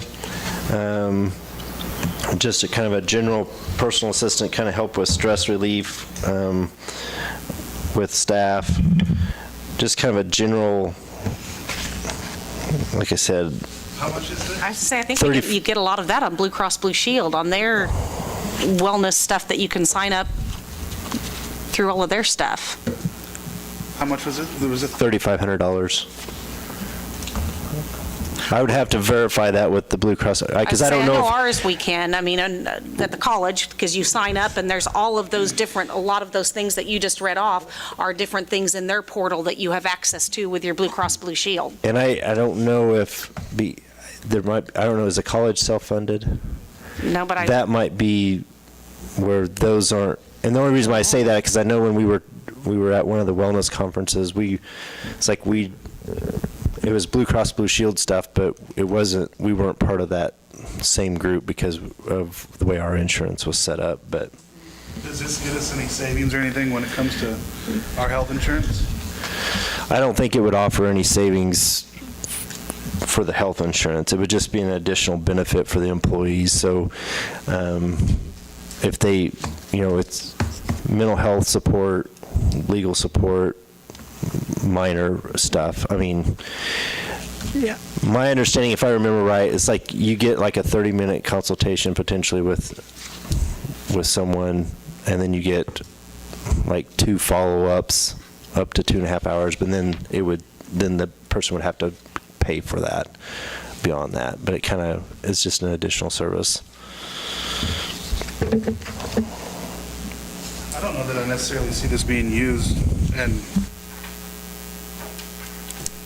I mean, this sounds like a lot of stuff that's covered under insurance. If somebody needs a mental health evaluation, then they go to the hospital and they send somebody out from the mental health department. Well, understand that our policy is a grandfather policy. It doesn't even cover immunizations. So just our health insurance policy. Doesn't it? Because you're paying the first. After you meet your. After you meet your $1,500 deductible. $1,500 regardless. But it doesn't cover immunizations. Other plans cover immunizations. They cover primary care physician appointments. Ours is a grandfather policy and does not cover those. So we asked the guy who's on the back of the trash truck making $10 an hour has to cover all those up to $1,500. Well, but they used to put money in their health savings accounts. If they can afford that. No, but I mean, the city used to. When there was an excess amount of money in that fund, then each employee got that put into their health savings account. But, I mean, I've been dealing with this insurance for a lot of years, and it's actually a pretty good plan, even if you're paying that first amount out of pocket, because once you've reached that 1,500, you're not paying anything else.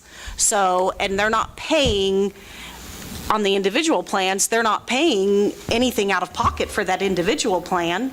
And the family plan, what's the family, like $250 a month?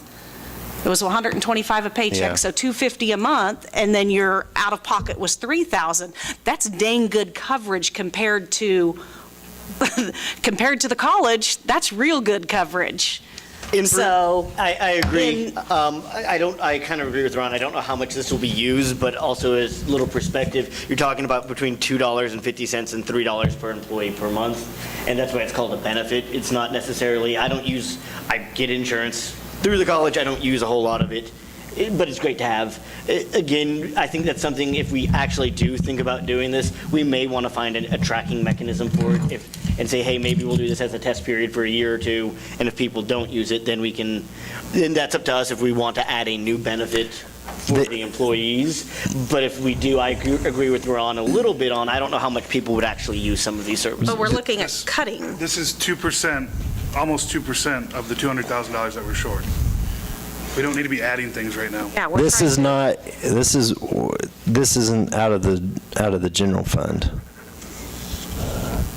It's it would just basically be covered by general employee expenses that we've paid in there. So this could be taken out of sometimes whenever the payment that we go into the self-insured part of it. Yeah. Or as we pay employees, we have that kind of, this fund there that the employees are paying Yes. into. It would be coming out of that fund. Yes. That the employees are really paying for this fund one way or the other then. But I'll look in and see if Blue Cross and Blue Shields, I don't believe they offer that. We might be able to pay for it as well, but I don't think it's part of our plan.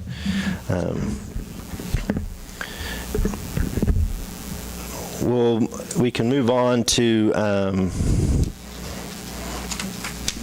want to just talk about mill and overlay and stormwater. Mill and overlay, we had $500,000 budgeted for the program this year. It only cost us $305. We have just a $50,000 kind of, if we have not a major street, but a street project that we kind of need to get done, allocated here, and then planning on another large mill and overlay program or project in 2020. We've tried to do kind of a $500,000 project, just one to entice, or what we feel is a $500,000 project to entice bidders. But, the income into this fund may not support a $500,000 every other year. It may be something that we have, that's why we've done $400,000 here. It may be something that we need to look at every third year doing a $500,000 project. Stormwater, we had $150,000 in there. We were thinking our lining project, and that was basically because we didn't know with the bigger size of pipe what that was going to cost us. We thought that might be close to $100,000, and we kind of typically budget about a $45,000 to $50,000 allocation in there just for potential projects or potential issues. We would try to just kind of have every other year do a lining project in conjunction with what wastewater does. So that's kind of the bulk of the miscellaneous funds that you have in front of you. I'm gonna have to excuse myself. I've got a group of volunteers meeting me at 8. Is that gonna be an issue? No, I'm kind of done with what I was planning on covering tonight. If there's questions, there's some guidance on the water that you want to provide, this would be greatly appreciated. Any other questions? I think we were going to plan on adjourning until tomorrow, is that correct? Either way, I wrote the special called, so we're doing it both nights. Either way. So was that a motion to adjourn? No. I don't think I can. Yeah, hey, I did hear you make a motion to adjourn there, didn't I, Mr. Franklin? Yes, I'd make a motion. And it is seconded. All those in favor, please show voting sign. Opposed, same sign. Thank you. Got a quorum here, so I'll call the meeting officially to order. And Roxanne, if you'll take roll, and we will turn this over to Sid. Sid? Okay. I kind of have a second set of worksheets and a brief kind of narrative for you. I did want to make a note that all the personnel services for all the funds included the regular merit raises and a 2% COLA. 2% COLA is, I think, what we've had the last couple of years, and we don't know what that's going to be yet. We've seen things up to 3, but that's my understanding that that thing will bounce all around before it kind of settles, and it'll probably settle around 2. So, and I think on the insurance side, I think I talked to Carla Brown, and we figured a 5% increase to the premiums on that side of things. So depending on, and we don't have, she's been trying to visit with Blue Cross and Blue Shield, but we haven't got any sort of number that we can really actually use for that. That's kind of the unfortunate thing of having to do our budgets kind of so early in the year versus closer to the end. Just wanted to make a note too, the equipment reserve, we'll have a kind of a final consolidated budget page for that, but I kind of want to make sure because if we make changes to that equipment reserve, how much we want to put back, that's going to totally change all that. And we have worksheets for each department on what they're saving for and how they're scheduled that out. We'll provide, but until we know kind of a better idea what that firm number is what we can do for 2018. We're not going to, I guess I wasn't going to worry about printing because that could totally change, primarily on the general fund side.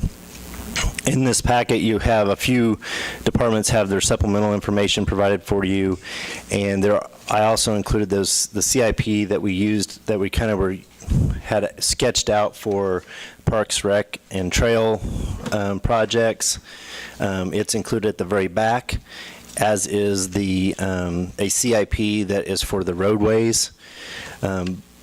Granted, the one for the Parks and Rec was we were kind of talking about that in discussion with that fee, and that fee is not going to be in place, but I kind of wanted to provide that as here's some projects that we think that we probably ought to be doing in those areas. The roadways includes information about the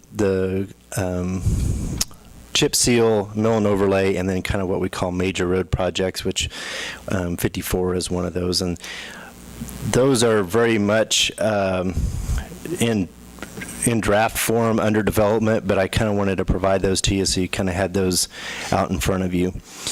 We'll move into the general fund if there's no questions. Okay. We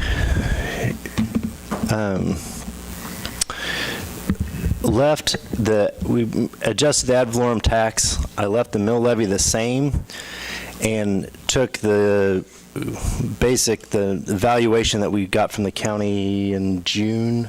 Was that it? Is that when we got that initial valuation, Roxanne? Yes. So took the initial valuation that we had in June times our mill levy for the general fund, and our valuation went down just a little bit. You can see that it really, it was like, what, $12 difference between last year and this year on the mill levy. The mill levy, I guess from a philosophical standpoint, with the tax lid, it's all about this ad valorem tax, the property tax.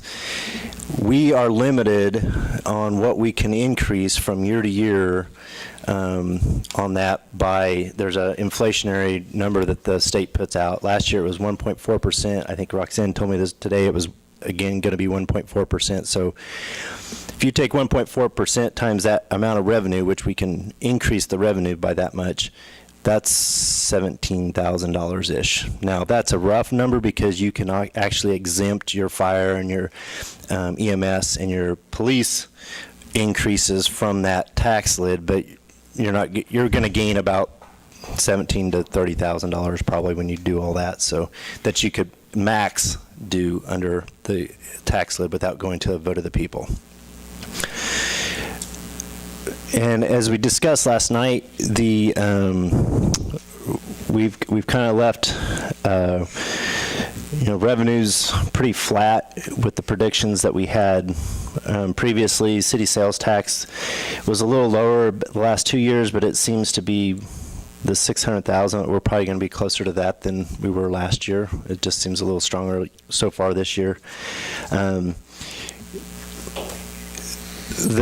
I talked about last night that we had a deficit of basically $208,000. And we were working on kind of reviewing that, looking at cuts. I'm just kind of scrolling through the rest of the transfers. All those were left the same. This equipment transfer from the equipment reserve, remember that's money that we saved back in equipment reserve for specific pieces of equipment that we transfer back into the general fund to make those purchases of that equipment. And those include, I think, 2 mowers for Berkeley, a boom tractor mower for Dan, and a dump truck for Dan, I think. There's some other capital outlay expenses that we have in here that don't have equipment reserve money that has been saved for it, but those, I think, 4 purchases have all been saved for, and that's where that $248,000 comes from. So if you look at the bottom here, we have this deficit of $207,000. Now, as we were kind of trying to see where we were and what we needed to do and working with the state budget, which, remember that what we have in front of us are budget worksheets. The official budget is the state-formed budget, and so what we did last year is we worked off these worksheets, and when we got to a point where we were good with that, then we transferred that information into a final form for the state forms, and then that became the official budget that we adopted. The state, so we ended up last year with a pretty good net income. A lot of that, some of that was just general savings that we had throughout the year of things that we didn't buy or didn't have to spend fully on. A portion of that is we had increases, a little bit of an increase in the ad valorem tax that we collected. I think some of that was driven by, we had a tax sale last year, and so there was a few people, the sheriff's sale, so there's a few people that were going on and making sure their taxes were updated, so that boosted that.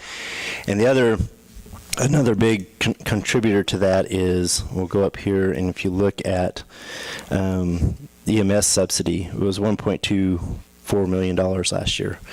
That included almost, I think, $300,000 that was actually from 2016 contract year. They got paid by February, as according to the contract. But we also updated that EMS contract, which made the county started making quarterly payments, which allowed them to stay a little bit closer to the target. And so all that contributed to having a little bit more money in the EMS subsidy. So that's not something that we're going to see from each year. It's just that was a unique year where we had a kind of a big catch-up payment at the beginning of the year, plus the implementation of those quarterly payments. With all that being said, so we had this extra cash. Typically, as I've stated with the utilities, I would recommend that all that, you try to build a little bit of reserve in our general fund, because just like with our utilities, it's good to have about 90 days of cash and some emergency. The way we're working with the state budget, it doesn't seem to want you to be able to do that at all.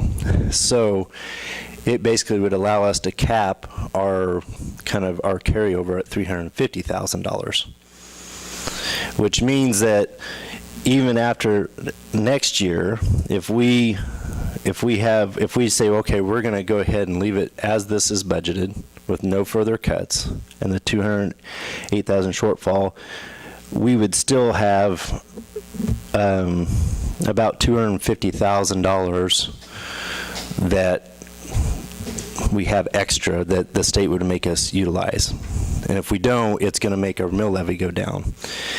I would very much caution against that, because if you can only raise it by 1.4% a year and you drop it $250,000, that's $30,000 a mill, that's 8 mills. It's going to take you a long time to be able to build that mill levy back up to a level. And this is just a 1-year kind of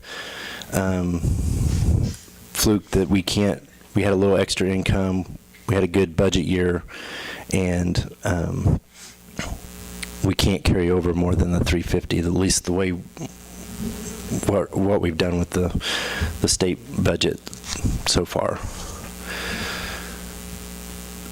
So with that, I guess I would ask, I mean, there's some options of what we could do with that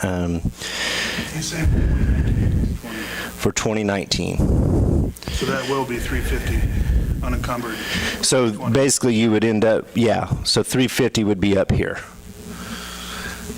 And that's why I don't really like what the state kind of forces you to do, because 350, if you have a bad year, the 350, for us, our size of it, that may not be enough to cover the shortfall, but.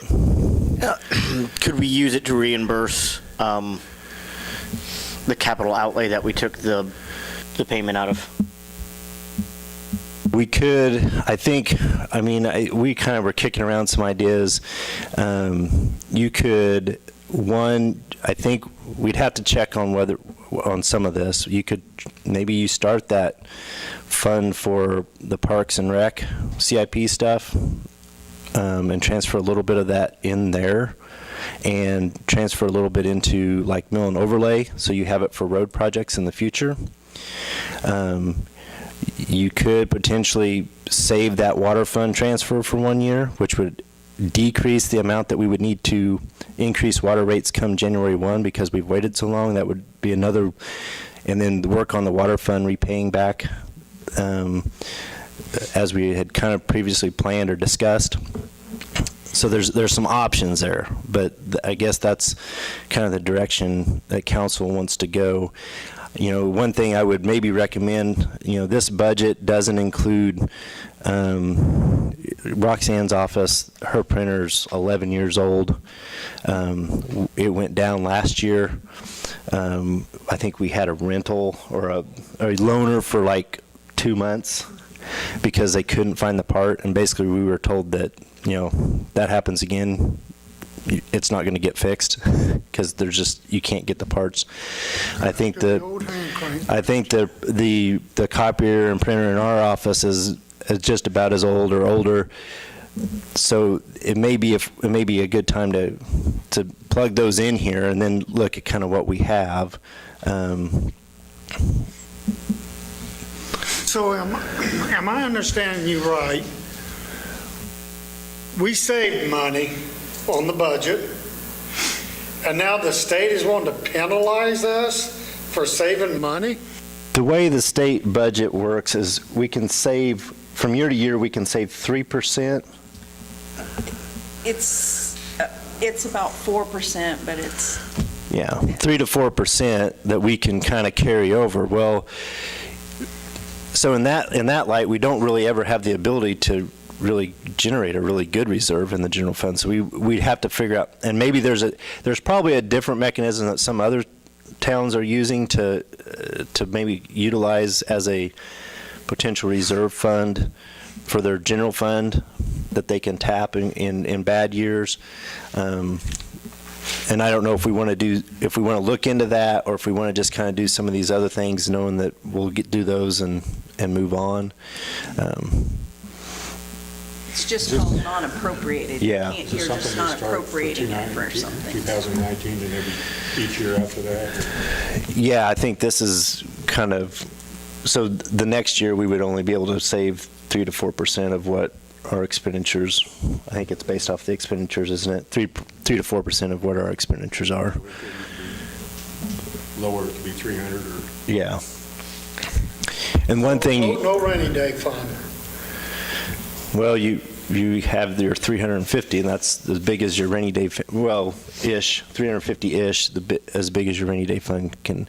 And we can look and see if there's a different way that we can save that money. But right now, with what the state budget seems to be kind of pushing us for is that you can't have more than that 350, or it basically is saying you've got that, you don't need that much in your mill levy, and it drops your mill levy to half because of 1 year you've got you've got a surplus. And then the next year, you don't have enough. And then you can't raise it because you can only raise it Right, and then you don't have 1.4%. enough Yeah. money to make it, because you had the surplus. Without going for a So vote. let's give Sid a little direction here. Me personally, I'd like to buy us some time with the water rates. But where's the council on this? He's given us a couple options. I think I agree that that buys us a little bit of time. It's not a lot of money, but compared to what we're looking for in the water fund, but it buys us a little bit of time. I think we're just trying to make it to 2025 for the water fund is kind of what I see, so. I would agree with you two on that. I don't know if I necessarily agree with putting it towards the water, because it's only going to do a Band-Aid for half of a year. But we still have to address the water, but it buys us a Well- little bit of. Well, it may mean that next year's, the January 1 rate increase for this year, so assuming we're going to address the rates, and we're going to try to address them for the long, kind of get us started going towards the long term, and say January 1 is our effective date, just based on getting through budget and getting through the whole process. January 1's rate increase might be 10% rather than 20, because we didn't do the 7.5 and the 10 that we were going to do. It might be 10% for January 1 this year, maybe 10% the next year, rather than having to hit it hard in January 1 of 2020, or 2019, sorry. Ron, where else were you thinking, though? Well, I was thinking rather than addressing the water rates with a rate increase, that we address it in the budget with either personnel, equipment, and we take the $350,000 that we have, or $250,000 extra that we have to spend, and we have so many capital improvements that we were looking at. I don't know that putting it just towards the water is gonna, it's like paying off something with 0% interest. It doesn't get you any it doesn't save you any interest on it. We're still going to be paying the same amount of interest. But where do you want to take it out of the water? Because I don't think we have $400,000 worth of savings in water. No. And that's where we have to come up with $400,000 worth of savings. So you're saying that we can't cut the $400,000 out of the general budget? No, because we don't transfer money. What if we don't have to transfer as much in? That's $200,000 that is typically transferred from water to the general fund. So if you say, okay, from now into the future, we're not ever going to transfer money from the water, then we're only saving $200,000. You still have to come up with $240, I think, for the 2019 budget numbers. That you still have to come up with $240 of cuts in the water to get that to balance. And I think the level of transfers, I think you could debate that, but there are costs that the water utility has that we pay out of the general fund, and that's why we transfer some of that money, because Roxanne's office is putting out the bills, collecting the money, answering phone calls, turning water on, turning water off, so there's costs there. Mark, can I get your opinion on this? Just so that we can give Sid some direction. I've got I'd like to see us use that towards the, okay. down, And then Danny went to the direction, so. Ask him when he gets back. And what I could do is use that kind of model that I had when we were talking about water and kind of the water rates, and look how that impacts, estimated January 1 rate increase. What does not having that transfer in 19 do, and how that might change that increase. I don't know. It may not affect it as much as, going from 20 to 10. It may be you'll need a 15. I don't know. I just have to. Will you get us those numbers, Danny? What do you think with this? I agree with, in a sense, that we do have a lot of road projects, and I looked at ahead on this, and so I can see some of Ron's thinking here where our bridge replacement for under 50%. So I'm not so much worried about bridge, but I'm worried about 54 with this traffic. especially since we're getting ready to repave it now. I mean, we're just throwing that money away right now. Well, and I think we all need to be prepared that 54 will be a bonded project. It is going to be too big to be funded any other way. Yeah, and I think in that CIP thing, we've got about 7, but I mean, we're estimating what, $1 million to $1.5 million per lane mile. 4 lanes, Yeah, most of it. so it'll be a large project, and quite honestly, That would basically be, in order to pay it back, that would almost more than what we would get if we did the sales tax extension just for 54, is that correct? We get about Probably. We get about $6 million over 10 years. yeah. Okay.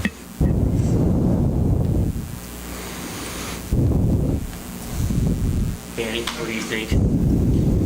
So to say we don't cover the waterfront, can you kind of paint a picture of maybe what that would look like or what we could do outside of that? If we don't, if we don't take the transfer from water to zero in the general fund, and then what that looks like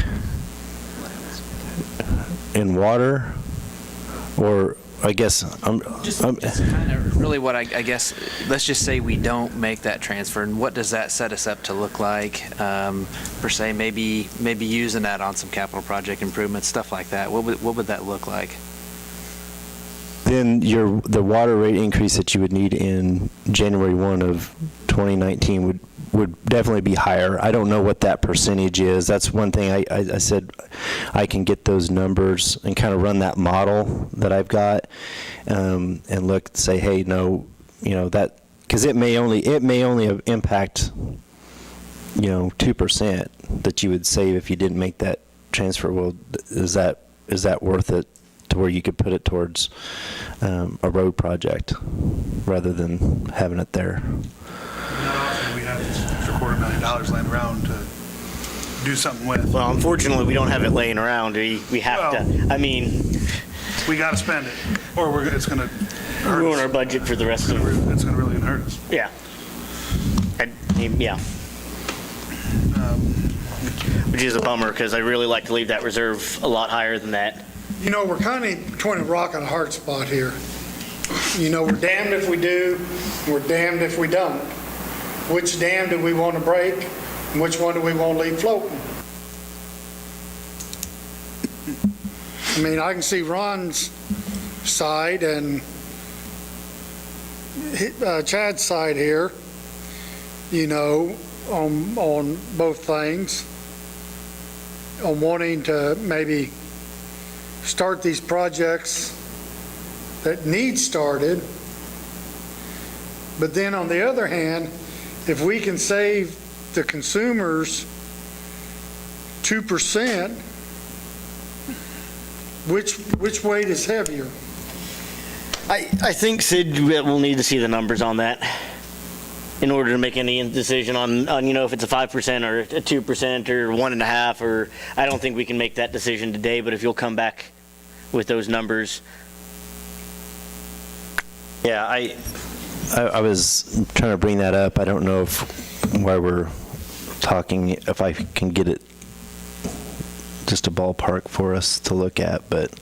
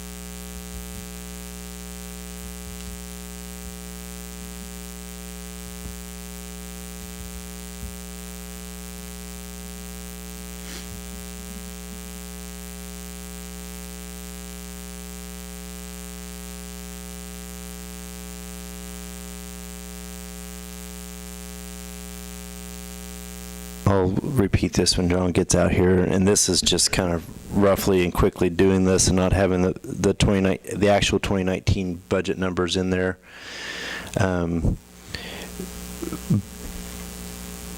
But it looks like, I'm just kind of playing with this model real quick, and this is kind of off the cuff, and so I'd have to double check all this, but if we were trying to carry, because we made that bond payment this year, it kind of gave us some reserve so that we actually have a little bit of padding. If we try to maintain about $500,000 worth of reserve in there, the rate for the same, to maintain the same level of reserve, roughly, making that 200,000 is between, you about have to, if you make that payment, the transfer, you're at 25%. If you don't make it, it's at 15. So it looks like saving that payment 1 year might be pretty impactful. And there again, that's kind of just winging the numbers here real quickly on that. So you're saying we don't have to raise it 15%? if you were going to try to target that $500,000 end of the year reserve next year, which is about where we are this year because we made the bond payment, and like I said, I don't have the 2019 expenses in here as we got budgeted here. If you make the transfer, the $200,000, and you want to keep that $500,000 in there, you're going to have to do about a 25% increase. If you save the $200,000 out of the water fund and don't transfer it to the general fund, then it's only like a 15% increase that you'd have to do to kind of get to the same revenue or the same reserve level. At what point will, say like we do raise it 15%?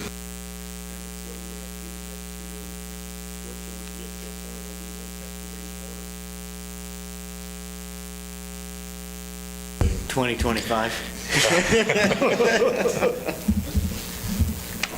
be nice if we could do it like in 2 years or 3 years and then tell the people we're going to lock it in here, because we keep going back every year and saying, well, another 15 or another 12. Yeah, and I think that's where it would be nice to be able to get the master plan, because I'm assuming the master plan is going to show us more need than what we'll feel comfortable in trying to fund.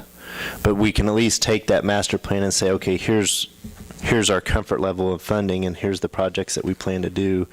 And we may say we got increases built in to try to get some of those projects done, but at least we can kind of project out that we know we got a big project that we're going to try to, that we're going to do, and we don't get behind with our rates.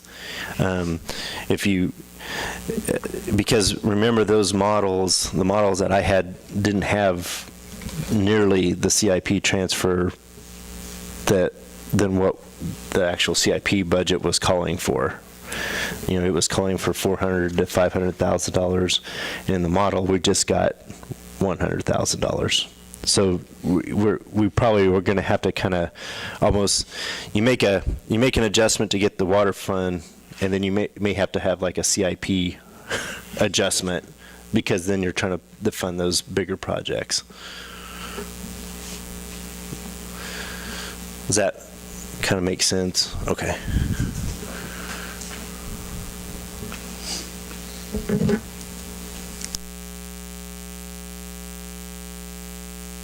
So on the general fund, do we want to kind of look at adding in, at least, we probably need at least one copier.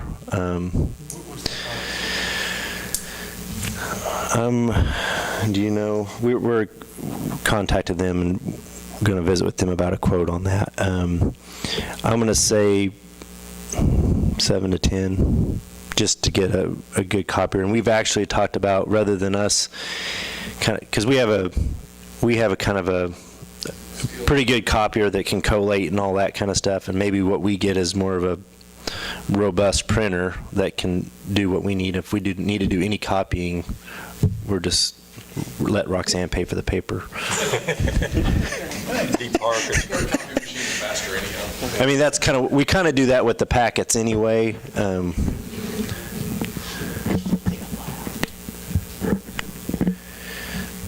Have you looked into the rentals too? We I know that you have. I know we that kind of there's a looked at, like, because what I mean, ideally, I mean, in my mind, it makes sense, is to lease those and just continually lease. It's a fixed cost.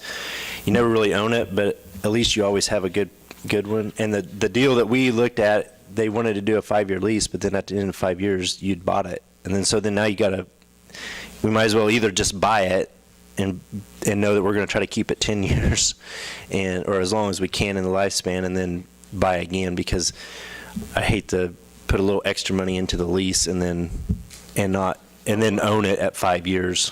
How old is your machine now? 11. With the flood in 2007. How much money have we put into it? No, nothing. Oh, then I can't see leasing one then, if it made it 12 years.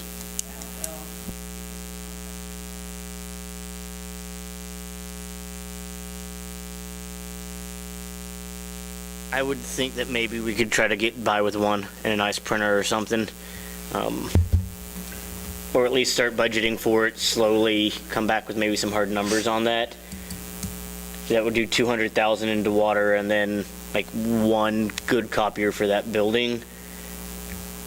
Is that kind of what we're proposing? Yeah, that's kind of what my thought was, and that way we Some can. concrete numbers on that. Yeah, we'll try to get some good numbers on that, and then, yeah, Please have a decent one. yeah, Need one for evenings. yeah. But I think from our standpoint, I think if we have a decent printer that we'll do when we're ready, and if we need to make copies, we just know that we're going to the utility office. So. Of course, you can't go to Lane Print anymore because they closed Yeah. last Friday. But they had been bought out by somebody in Chanute, I think. No, they Was it? just closed this Iola office. Okay. They bought out the woman's Raymond. Okay. Yes, that's what I was thinking. Yeah, Steve told me. Okay. Any other questions, thoughts on the general fund? In there, I kind of put that last year, we had, we budgeted, when we had the draft budget, it ended up being about $430,000 shortfall, and we made about $200,000 worth of cuts, or a little more, and then the rest was, we did that mill levy adjustment. So, we're a little higher here, but some of that's offset because you've got capital outlay is a lot higher, and that's because that dump truck and the boom are about $240,000 budgeted right now for between the two of those. So that's a hefty part of that. Any other questions? I'll come back with kind of scenario one of here's what the water rates, kind of water rate projection based on updated numbers, 2018, 2019, 2020 estimates in water, and one without the $200,000 transfer in 19 and one with, and kind of see what those percentages look like. And then we'll have some firm numbers on the copier. Is there anything else? Okay.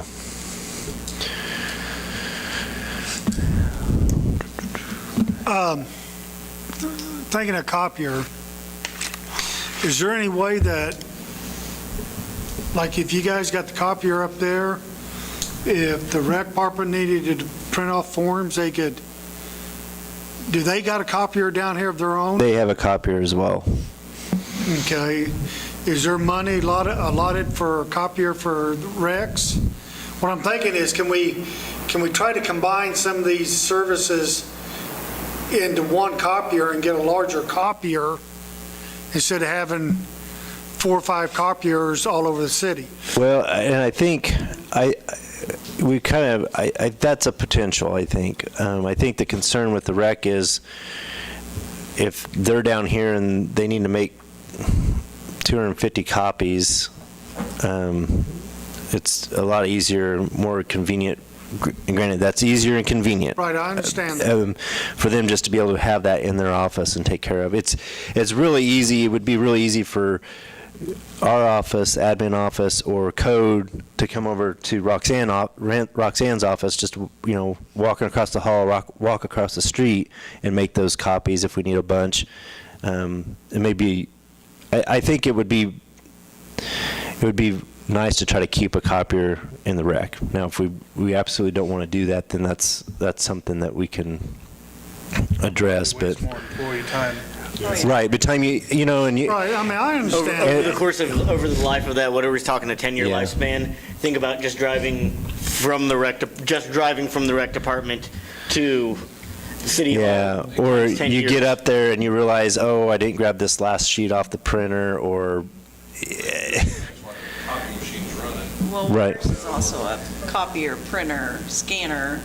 We're using ours. Yeah. I mean, you've I mean, got I- 7 I get tied up using for quite a ours right while. now. It was Yeah. just a suggestion Yeah. to me,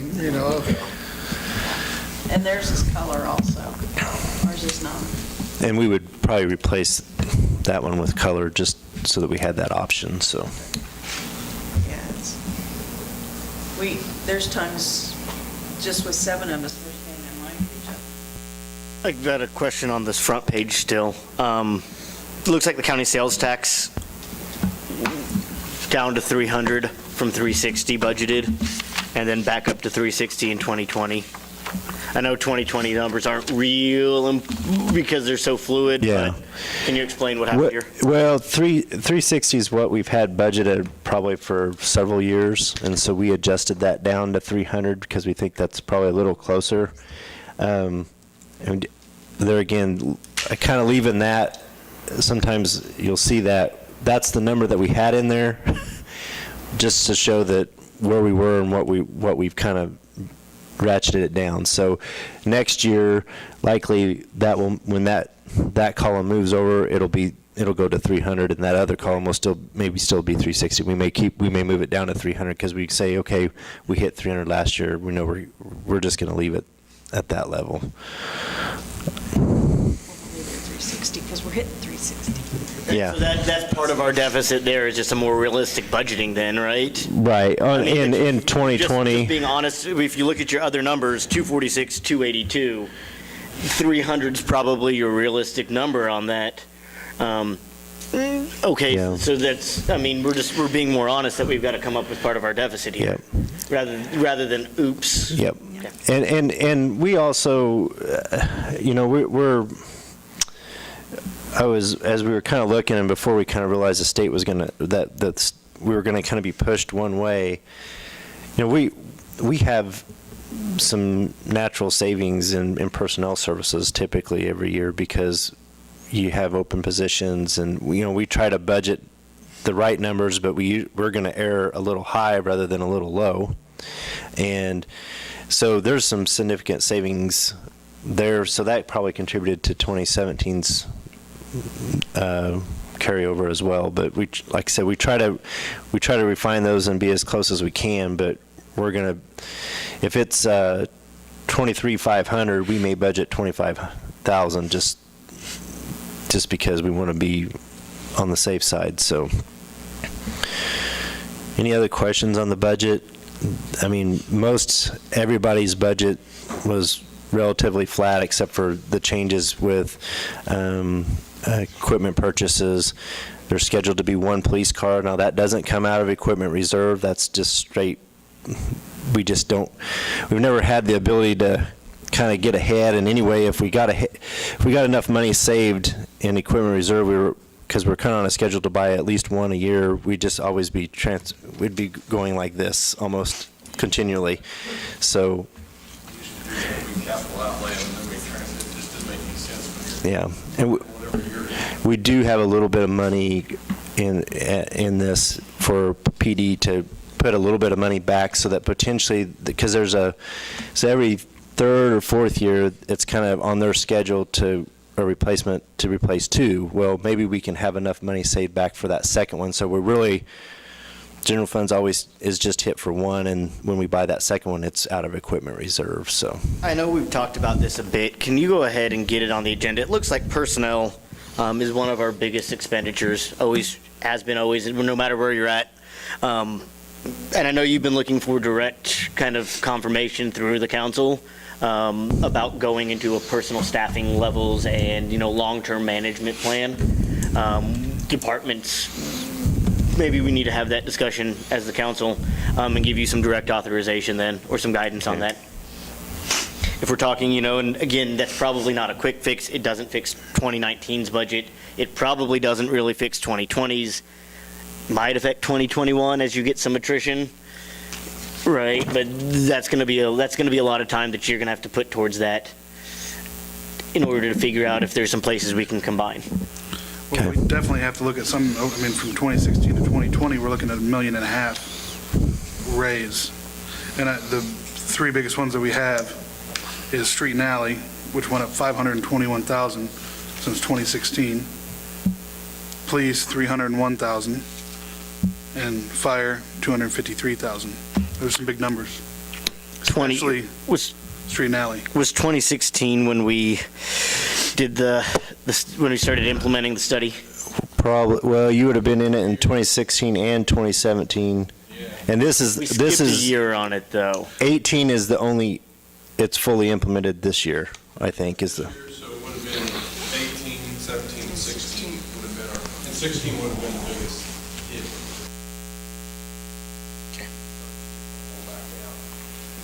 Because street and alley, their biggest hit is coming now and in next year. That's probably right. Well, that is equipment, but I think we need to get equipment under control. This is getting to be a little ridiculous. Well, I guess that's a general philosophy of council guidance on replacing equipment, because, we get I hear that, well, if you're a contractor, they'll run those things until they go in the dirt, but I also know contractors that have very nice equipment. And so, at what level is a smart thing for us to do? I think it would be nice if council wants to have some guidance. Let's get some guidance on, okay, if we have a pickup, that's a X number of year life cycle. If we have heavy equipment, that's a Y year life cycle. And then we can plan those equipment purchases out so when we know that we buy a brand new bucket truck, we know that that's a 20-year truck. And we plan that we're going to replace that in 20 years. Now, we may get to year 15 and realize, we only have about 2 more years on this piece of junk, and we're going to need to replace it early. Or we may get to 2018 or the 18-year mark, and we might be like, we might be able to squeeze another year out of this. But that to me is then a staff level decision, saying I think we can get another year. We need to go early, and we can come back and justify if we need to go early.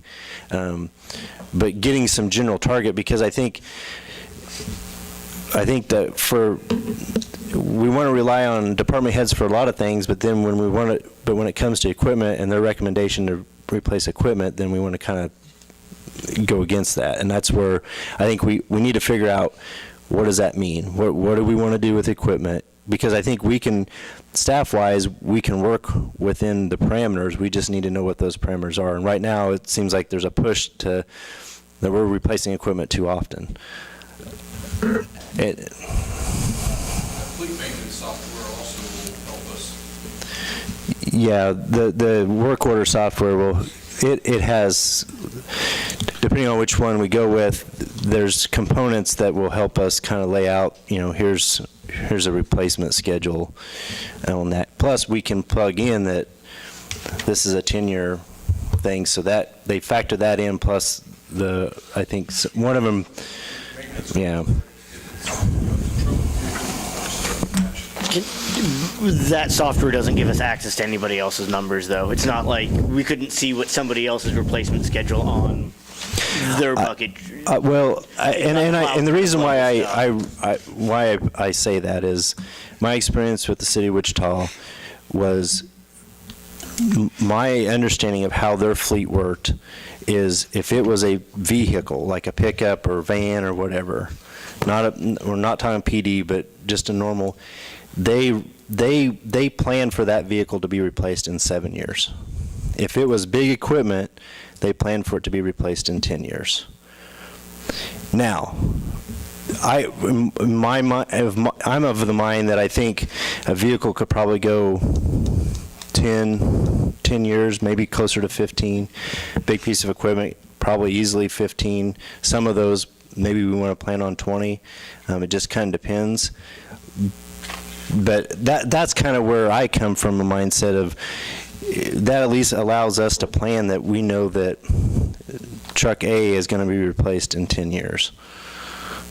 Now, we make a judgment when it gets close to that, whether or not we replace that year. I think they're definitely replacing equipment too soon. And as far as, I understand the scheduling of equipment like that, but on the same note, I bought a truck from City of Wichita 2 years ago, a dump truck, and I haven't put a single penny into it except fuel. They're not worn out yet. I mean, when you look at Street and Alley, they're looking at $400,000 in 2 years of equipment. If I need to be shown that their equipment is worn out to the point where we need to spend $400,000. But what level of proof do you need? I mean, I'm just, because it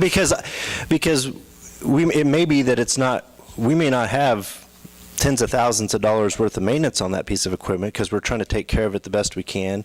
But we know it's not performing the way it used to perform. And so then they're making a judgment. And so that's where I guess what level of what's going to prove to you that a piece of equipment needs to be replaced? When it doesn't, when we go to start it up on snow removal and we can't start a dump truck up because it's worn out? I think we need to start having, I'd like to see from department heads a list of all their vehicles with heavy equipment on there as well, what they value each piece of equipment at, and we need to start tracking these. And that way when we can say, well, Dan wants a new boom mower for $120,000. Well, there's a lot of things that can be done on a tractor for $120,000 to make it last another 5 years. We're spending way too much money. Well, and I think the boom, we had that in the shop last year. We had it in the shop this year. That's why and I don't think he was originally, I think he was planning on a couple years from now being able to replace it. But with the breakdowns that we've had the last 2 years, he wanted to move it up so that we can. Did we move the dump truck back? I mean, we're not just able to throw this kind of money out. So I'll show you what we've got started with equipment reserve. There again, this is all dependent on how much we transfer back and everything. I'm going to bring it over here so I can see it first. In 2021, do we expect his budget to go back down to the $800,000 range? We haven't budgeted that far out. But he's budgeted his. We would know we have about a 5-year vehicle plan, and that's something that, and I'll show you here in just a minute what we have.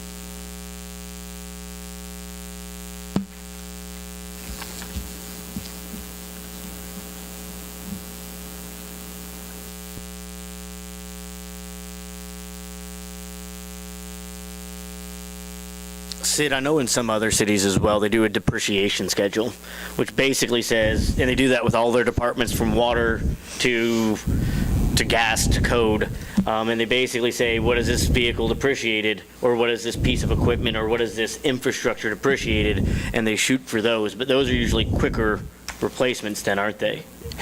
Well, I think you can, depending on how you want to set that up, you can depreciate. I mean, that's almost kind of like setting up, okay, we know on a big piece of heavy equipment, we're going to give that a 15-year lifespan. So at the end of 15 years, it's going to be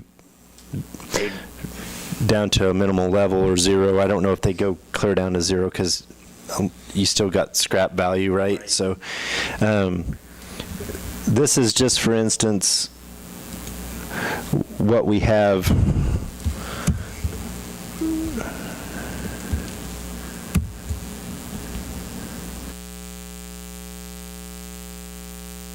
That, because that's just, that all feeds over here. So this is every piece of equipment that Dan has. He doesn't have replacement costs in all these yet, but here's what he's got estimated replacement. Here's what he started in his equipment reserve that he'd already saved over the years, and this is how he's got it split up. And then here's what he was putting back in 18, and then this is what he was budgeting in 19, and you can see on over to 2023. And the idea is that at the end of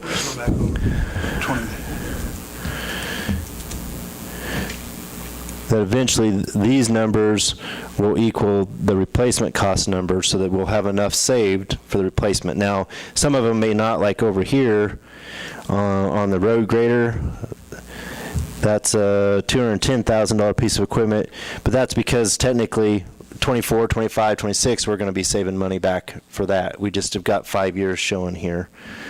But it is, so at the end of 2021, we've got the street sweeper, or we've got $200,000 by the end of 2020. You come down to 2021, and you'll see $200,000 expenditures for that. So based on, if I'm looking at this right, he's looking to replace all of his equipment within 5 years? No,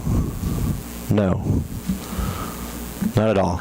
Saving, Every piece of equipment is on here. We wanted to show every piece of equipment. So you see, he's got nothing saved back for this John Deere tractor or for the loader that we just bought 2 years ago. Now, that's a philosophy that you could change, is that you, as soon as you buy a piece of equipment, you say that's a 20-year piece of equipment, you divide the total cost by 20 years, and you say, okay, every year I'm putting $5,000 back for this piece of equipment. So at the end of 20 years, I've got it. We're kind of doing that, but we're bunching up years on certain pieces of equipment as we think we need them. And so it looks like he's not planning on replacing all of his equipment like the John Deere tractor then. No. So is he saying, I'm going to use this one when it's done, I can probably cut this equipment Yeah. out of my needs. Right. That newer equipment or whatever, that I don't need this piece anymore.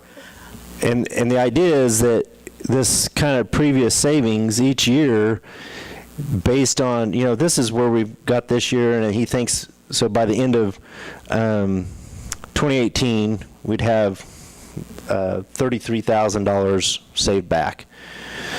Well, if we have a different piece of equipment that, like the boom mower, that needs to be moved up on that schedule, say the street sweeper, I mean, the idea is he can reallocate his savings to push more of it there, and he knows that that truck is going to be pushed even further out. And likewise, for instance, then let's pretend we get to the street sweeper and it's fine in 10 years. He may say, I'm not buying it this year. Right. And you may push that You ever to heard another him year. say that? I've seen them do that. Roxanne, Roxanne, how long is that printer of yours or copy of yours we just talked about? No, I'm talking this department.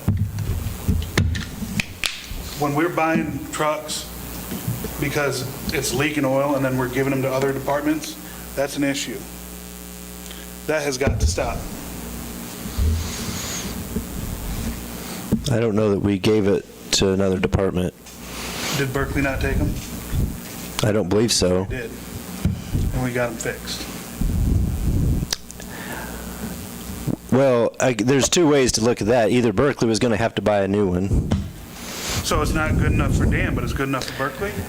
That is a philosophy that we can visit with Berkeley on. If he wants to buy new and we have to trade around, then that's something. Berkeley, a lot of times, I've talked to him about it, some of just a rounds truck, it doesn't have very many miles on it, but it's beat up. He can take a used one and use it for his rounds. The truck that we bought last year, I believe, we kept, and because our concrete trailer was bad, and we modified the old truck because it was just going to be something that would be used every once in a while to have all the concrete stuff on it rather than buying another concrete trailer. Sometimes you see that on, like on the electric fund, a lot of the enterprise funds for the truck, may rotate that. That's happened. I don't know if it's happened in the street and alley. Off the top of my head,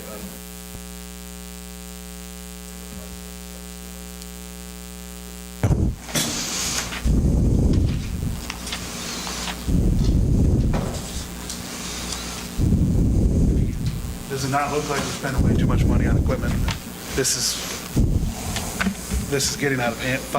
His budget almost nearly doubled in 5 years.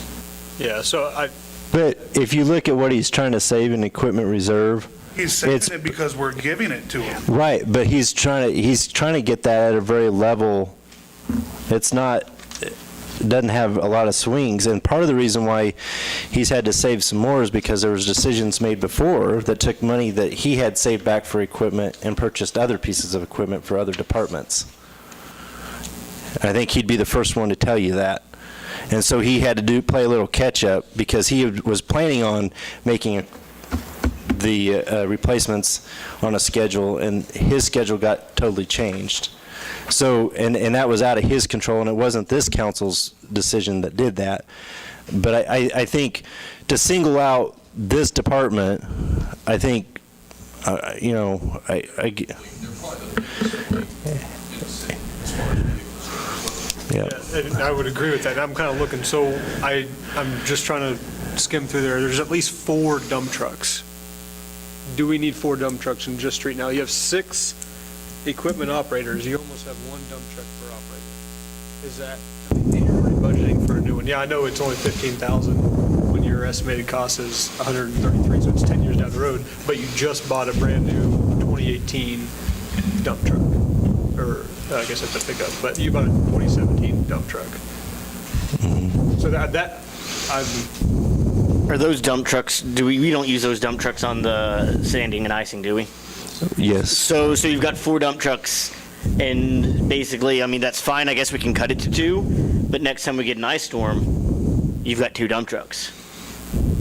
Well, and I don't say I can cut them because when you do like your cleanup and stuff, they use those trucks. They're usually waiting so they can load it and, haul stuff off with. So you're going to have wait time. Guys in there.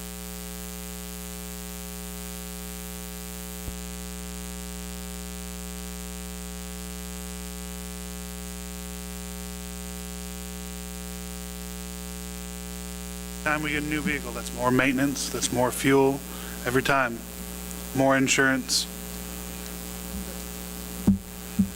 yeah. Let's move this to I don't think we're going to settle this one today, and let's move this into let's move this into an actual agenda item. There we discuss kind of a philosophy of, because I don't think we're going to be able to sit here and say, no, you don't get this one piece of equipment. I do think that we need to have have it as a philosophical or a purchasing policy or a replacement policy that we come up with. I think that we need to have proof that this piece of equipment needs to be. And that can be part of the policy. And I guess I would want to make sure we have some guidance on what that proof needs to be. Right. And so, Because you ask each person and they're going to have a different opinion on what proof is to replace that. And that's what we're trying to do is we're trying to please 9 people. We need to have one thing that we know that's their target, and that if we hit that, it's time to replace a piece of equipment. I understand that. Let's start working on that policy then. Well, and I guess And- that's something that we can talk about in an agenda item, but we're going to need guidance from council Right. because Right, there's, I can create a policy, but you guys are going to have to provide guidance on that. that's very much. And I'm not sure if we can really nail down exact things on something like that. That's my personal opinion. Let's move forward. Um, Are you all, I didn't look this way, are you all fine with moving forward on that, Eugene? Yes. Okay. Recreation.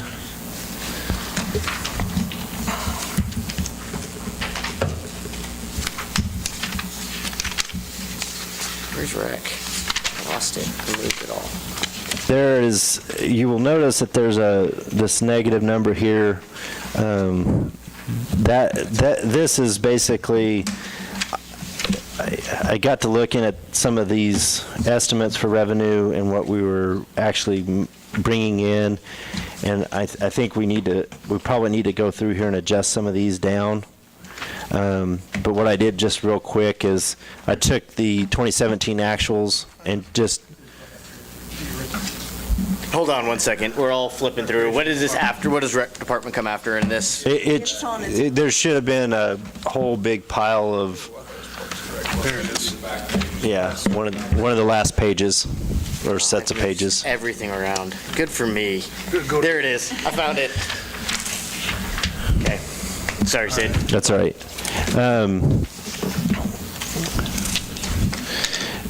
So what I did just to kind of help us see where we're at is I just took the 2017 actuals and subtracted what we estimated in 2018 and 2019, and there was about a $22,000 difference. So I just put that as a negative in there. We'll go back and kind of trim each one of those down so that we're a little more accurate on our income. You'll see that we got $45,000 from equipment reserve. Jason had been putting some money back, kind of for the pool painting, and we think that it'll be able to be done for $45,000. And he's got, after this year, assuming he can get as much back as he's got budgeted for 18, he should have $45,000 that we can do that project next year. And if you kind of take that $45,000 out, our expenses are below what we budgeted in 18. Still higher than the actuals, but typically our actuals will come in lower than what we got budgeted anyway. So what I did do on the revenue side is I left this gas fund transfer $138,000. As I kind of mentioned last night, we did that, so we're going to work on getting some long-term rec, and we've kind of been doing a lot of other things, and we haven't got to this yet. And so I'm like, okay, gas fund is all right if we do that. I talked to them, and they said that's fine. Kind of joking there. Long-term, how is that affecting the gas fund? I think Are they still going to be healthy? Yes, our reserve is right at the target, even with this calculated in there. So I think I feel comfortable with doing that and doing it. But the thing is, I don't think we want to do it year after year after year. Last year, or 18, 19, we can probably do it. That's the main thing. I don't think there's anything else. I got a question, and don't think I'm pushing for personnel cuts or anything like that. I'm just wondering, why in the world do we need a director, an assistant director, and a recreation administrator assistant? I mean, we got good park systems. I mean, the activities and everything, from what I see, do we really need an assistant director? I mean, is that something that we could look at, maybe going to a part-time assistant director during the busy time of the year when you got your softball, swim, and basketball going on? I think part of that, because I've talked to them about this, is the hours of when they're actually working. And then in the summer, you've got the pool, and you've got, how many employees of the pool that they're now trying to manage, 15 part-time, 20? It's, it's a bunch. And so you've got, they're managing a fairly large department, but they're all seasonal part-time, if that makes sense. So you're managing all your coaches, you're managing all your refs, you're managing all your swim instructors, et cetera. Again, this would have to go, and I agree with you that this might be a place that we can combine. A lot of places have a Parks and Rec department as one department. Well- But that, I think, has to go into that staffing plan. This goes back to another thing. I had a couple comments a couple weeks ago about a couple ball games that had been rained out, and Jason didn't want to play those games. And some of the coaches and parents says, we're going to play them anyway regardless because our kids paid to play ball, and they want to play their games. And, you're saying these people are doing this, and I see Lada and them over there at nighttime at the ball fields because of my grandkids. I know they're there. But if the citizens are paying to play ball, and yes, if there's a rain out, I understand that, but we need to reschedule it. And not just say, well, it don't matter in the standings, we're not going to play them. Those kids want to play ball. But again, I think this conversation here that we're having about the staffing level needs to be part of that larger plan. This, right? I mean, if we're going to talk about it, let's talk about it holistically, and let's not start saying, ooh, this one department. Let's look at the entire plan. I would agree, and I've heard for quite a long time now about the positions in here, so I think it's definitely something that we need to talk about. And going back, maybe we need to look at the pool painting for that $250,000 if we're going to, if we're not going to put it into the water fund or into the water. He has the 40. But he has the money saved in equipment reserve for that. He's been Okay. saving for years Yeah. on that. Is that Okay. correct? Yeah, I don't know how many, but he's, at the end of 18, if things go as planned, he will have $45,000 saved so that he could put towards the pool painting for next year. If I remember right, when I worked down here at the park department, Berkeley said once they paint the pool, then they start saving it again for 5 or 6 years down the road to repaint it again. It's kind of like your equipment reserve where you start socking money away over years, is what Berkeley had told me that they always did. Just an FYI, this isn't like house paint on the pool. This is, for those of you listening at home, this is a really thick, it binds all the cracks and it stops a lot of the leaks, which cause bigger problems.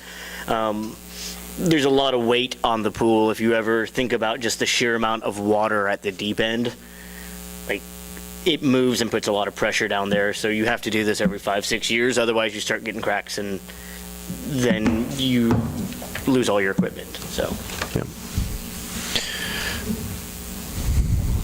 I didn't mean to bring up any animosity about my comment on the ball, but the positions, but that's just one thing I was thinking about. Let's move forward. I think with that, I don't have anything else. If there's any questions from last night, we've kind of covered. You should have all the draft worksheets of all the funds.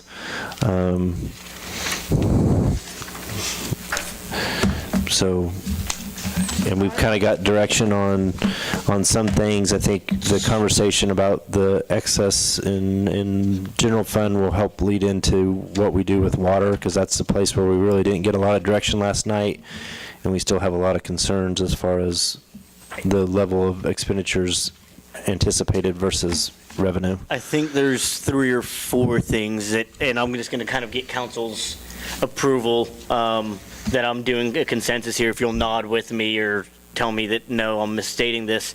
So the first would be the long-term personnel, right? That we'd like you to start looking into that, and we'll give you some specific authorization of what we're looking for. The second is some sort of replacement policy, and again, that needs to be an agenda item.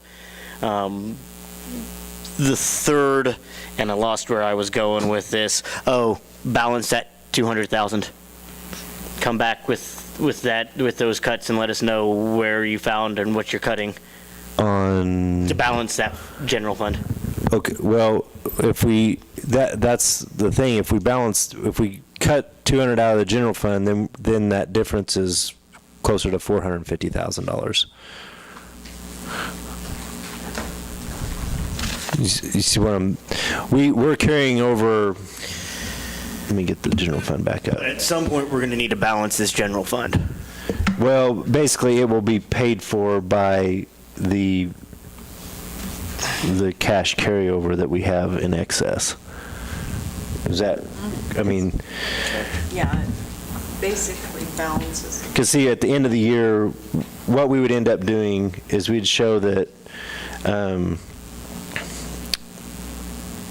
we'd have more expenses. So let me just, I can kind of come up here and just do this. So theoretically, then if we just didn't do the, So then we're, at 7. actually, that should be, why is that not changing? There we go. And then we'd have another,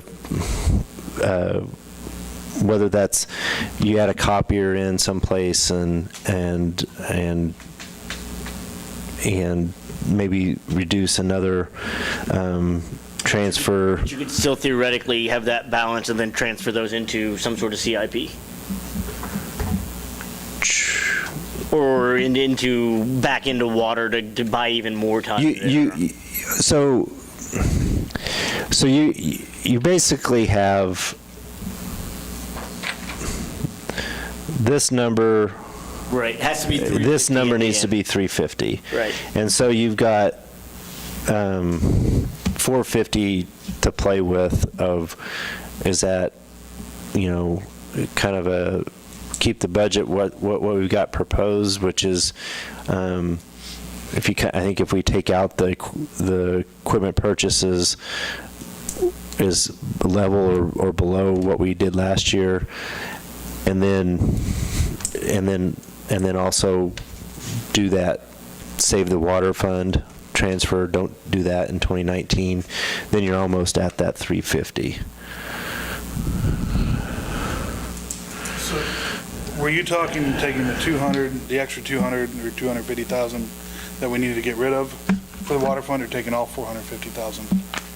Just the 200. Leaving this budget basically how we've got it, and not making this transfer, and then by the time you add the printer in there, we want to add a little bit of money to the chip seal project, because we've kind of ratcheted that down over the years, and that might be a place. Then if we save that, we might have a little that we have to take care of next year, but at least we got a potential that we can do something more next year. Kind of robbed from other funds to help us with that chip seal. Yeah, if you look at chip seal,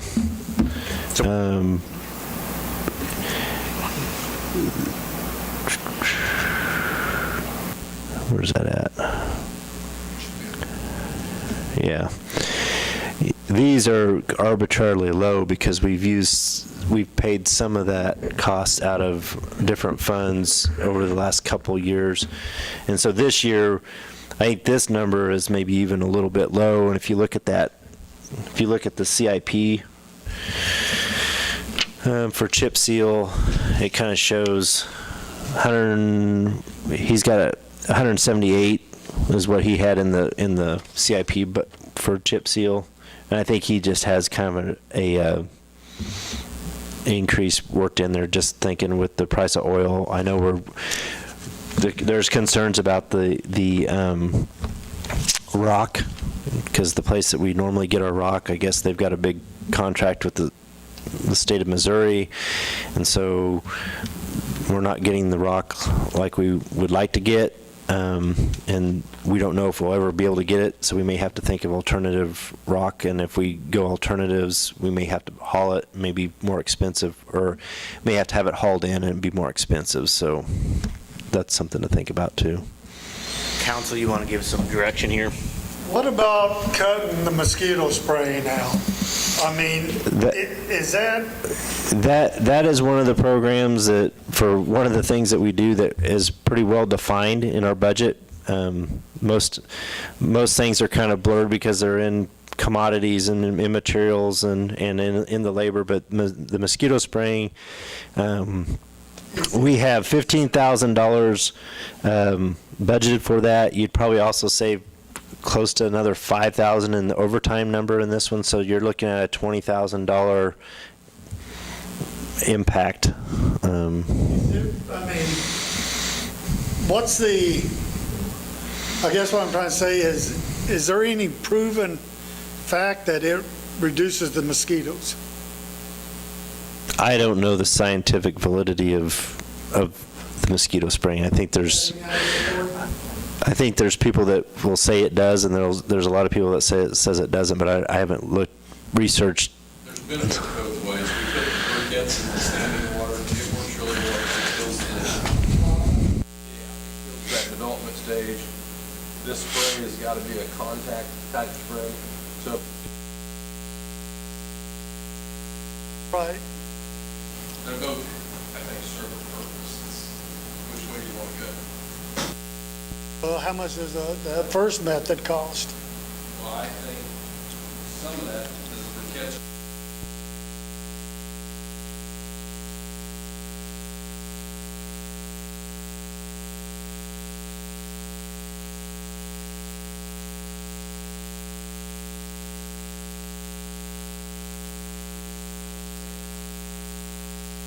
Where would you put those briquettes at? I mean, you know. it's There's kind that of a- pond, there's some of the standing areas on the creeks that you see that they just, when we don't get a rain, that there's always that 2 or 4 inches of just water that's there.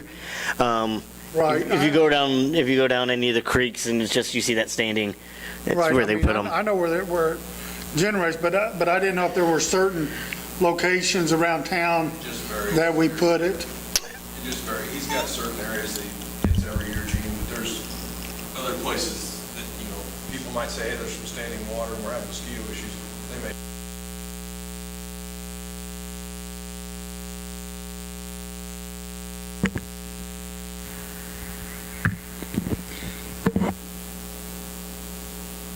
I don't want to make any decisions without the full council, but you know you need some direction here. So council, do you want this on the chopping block for the full meeting on the 23rd?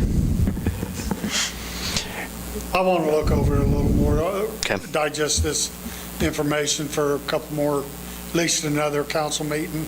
I know Nancy from her previous statements does not for that direction, but is this something council wants to discuss at the full meeting? Yeah, I don't know if I'm necessarily convinced that it's worth spending Okay. potentially $20,000 for. I don't know. That's a copier or two. That's exactly what I was thinking. I would agree. Let's have this as a full discussion item on it, and so run those numbers either way, and we can see where the council goes and see how many nasty phone calls we get now that this is going to be in the paper. Because I guarantee you, we are going to get a lot of both sides on this one. I'll probably get it. I guarantee it, right? I'll probably get it because I brought it up. That's right. Everybody call Eugene Myrick. Yeah, please. Hey, I can handle it. I guess, do you want, so on the general fund, do you want to try to get that number to zero so we have $450,000 that we move around? I guess I'm kind of looking at that when we were originally trying to get to $200,000. It was, I very toughly got to 100,000. And understand that we made basically $200,000 worth of cuts last year. And so now we're looking at going lower than that again. And so that's kind of where I'm at. Now granted, that doesn't help us in 2020, but if we have 1 year of somewhat relief, maybe I don't know. Because there's not a lot of big ticket items in the general fund other than equipment reserve, chip seal, and personnel items. You know, personnel is the biggest. I think it's 70% of the general fund, so of all expenditures. I would like to see the cuts come from equipment reserves and look at personnel and where we can save through attrition and either combining spots. I think that's still through attrition. I think that's kind of that long term. But for this one, how about this, Sid? Come up with some areas and put some items down for us, like mosquito spray is X amount, and maybe come up with $100,000 that way, and make the council, if you can. And that can be some of that stuff. But this does. You think that's doable in the next 2 weeks? Yeah, I think so. There again, I'm just going to voice that my concern is that we tightened last year, Right. we tighten again, Right. and granted, I realize we want to be responsible, but at some point, if we really want to do this, we're going to have to look at cutting services and cutting personnel. And cutting personnel, I think, that's not something we want to just say, okay, in 2018, we're going to cut X number of positions. We need a study of where we can do that, because we want to go at it with a surgical knife. We just don't want to just lop off a hand, because that saves us $200,000. Right.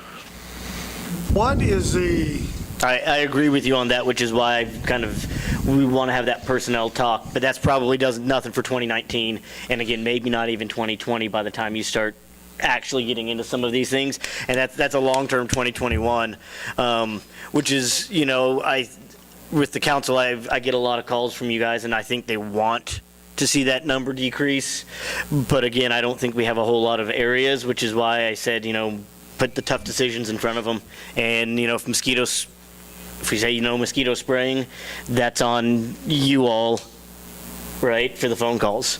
And if you say, X, that's on us for the phone calls then, right? That puts us in the hot seat. hey, it comes with the job. There still is also the issue that we could look at giving back EMS. Have you put a number as far as the mill levy? Is it going to decrease, go up, or do you got any idea yet? As this budget is prepared, it is a flat mill levy. No increase? No increase. The valuation was down slightly. I mean, that could change. So we basically have the same revenue. The mill levy is the same as well. There again, if we wanted to increase it, the max that we could increase our revenue on that is about $17,000. That's not including exemptions with fire and EMS, which might drive that up a little bit more, but you're maybe talking about a mill increase that you could do at the max. So you've already cut $200,000 in out of the budget. Last year. Yeah, and Okay. so this budget reflects, I think, I'll look, but I'm pretty sure everything's basically the same or a little bit lower, except for the equipment purchases. And some of those equipment purchases, the vast majority of those are done out of what we already have saved, so they're, in a sense, budget neutral to this conversation. Have we heard anything as far as what the county's talking about doing? Are they going to raise their mill? I think they're in an entirely different financial situation than the city of Iola, and I think we have to do what we need to do, and the county will do what they need to do. I mean, They're having an entirely different conversation right now. They're looking to buy. Yeah. Well, I know Moran County, if I remember a couple of weeks ago, you might quote me on this, Richard, but didn't Moran say theirs is either staying the same or maybe a slight drop in their budget? That's what I was thinking. This budget here, though, if we look at it, it's about the same budget from the 2018. It's proposed about the same, and that's with personnel increases. right? That's with raises and insurance increases, which means that there's been some cuts elsewhere, right? Because insurance is going up 5%, which means that they are making some cuts to keep this flat internally. And I have to commend, everybody, department heads and everything, for doing that to keep everything, to keep it pretty close to last year's budget.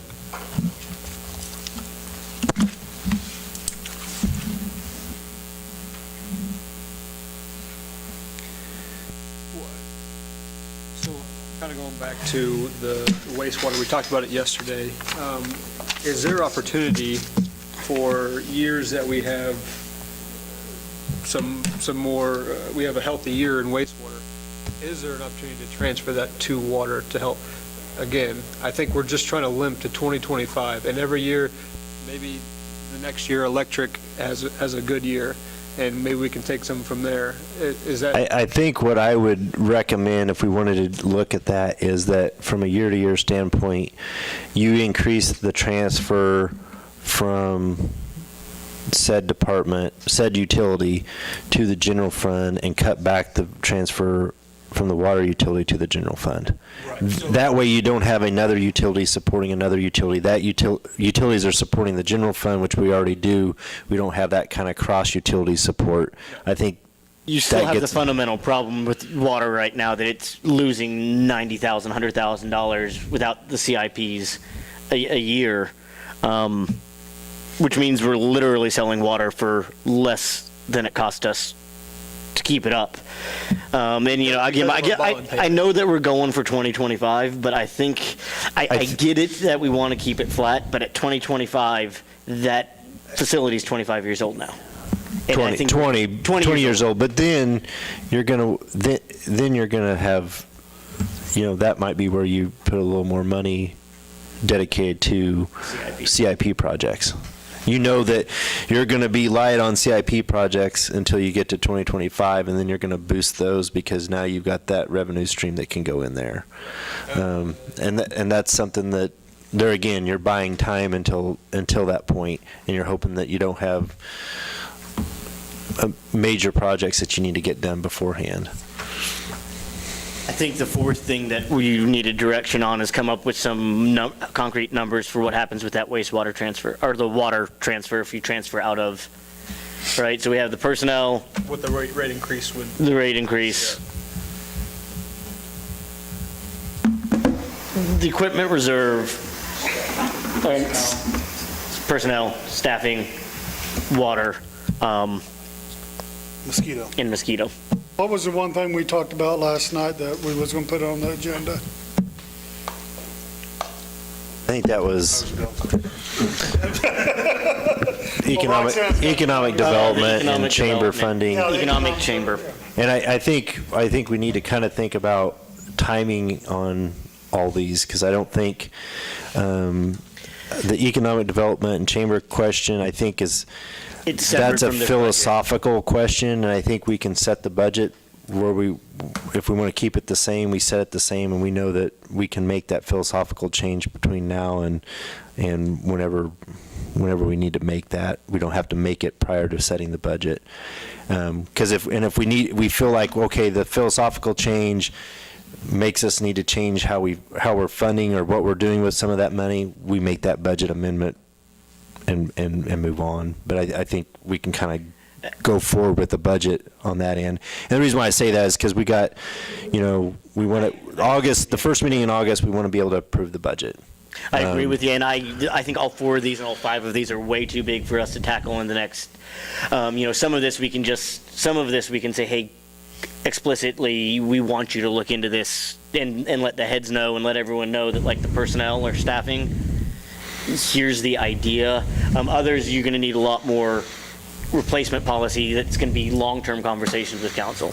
Yeah, and I think that may be a good one to have staff, and maybe it's something where we do kind of a work session breakdown on that, so that we can really get into it and understand. None of those are single meeting.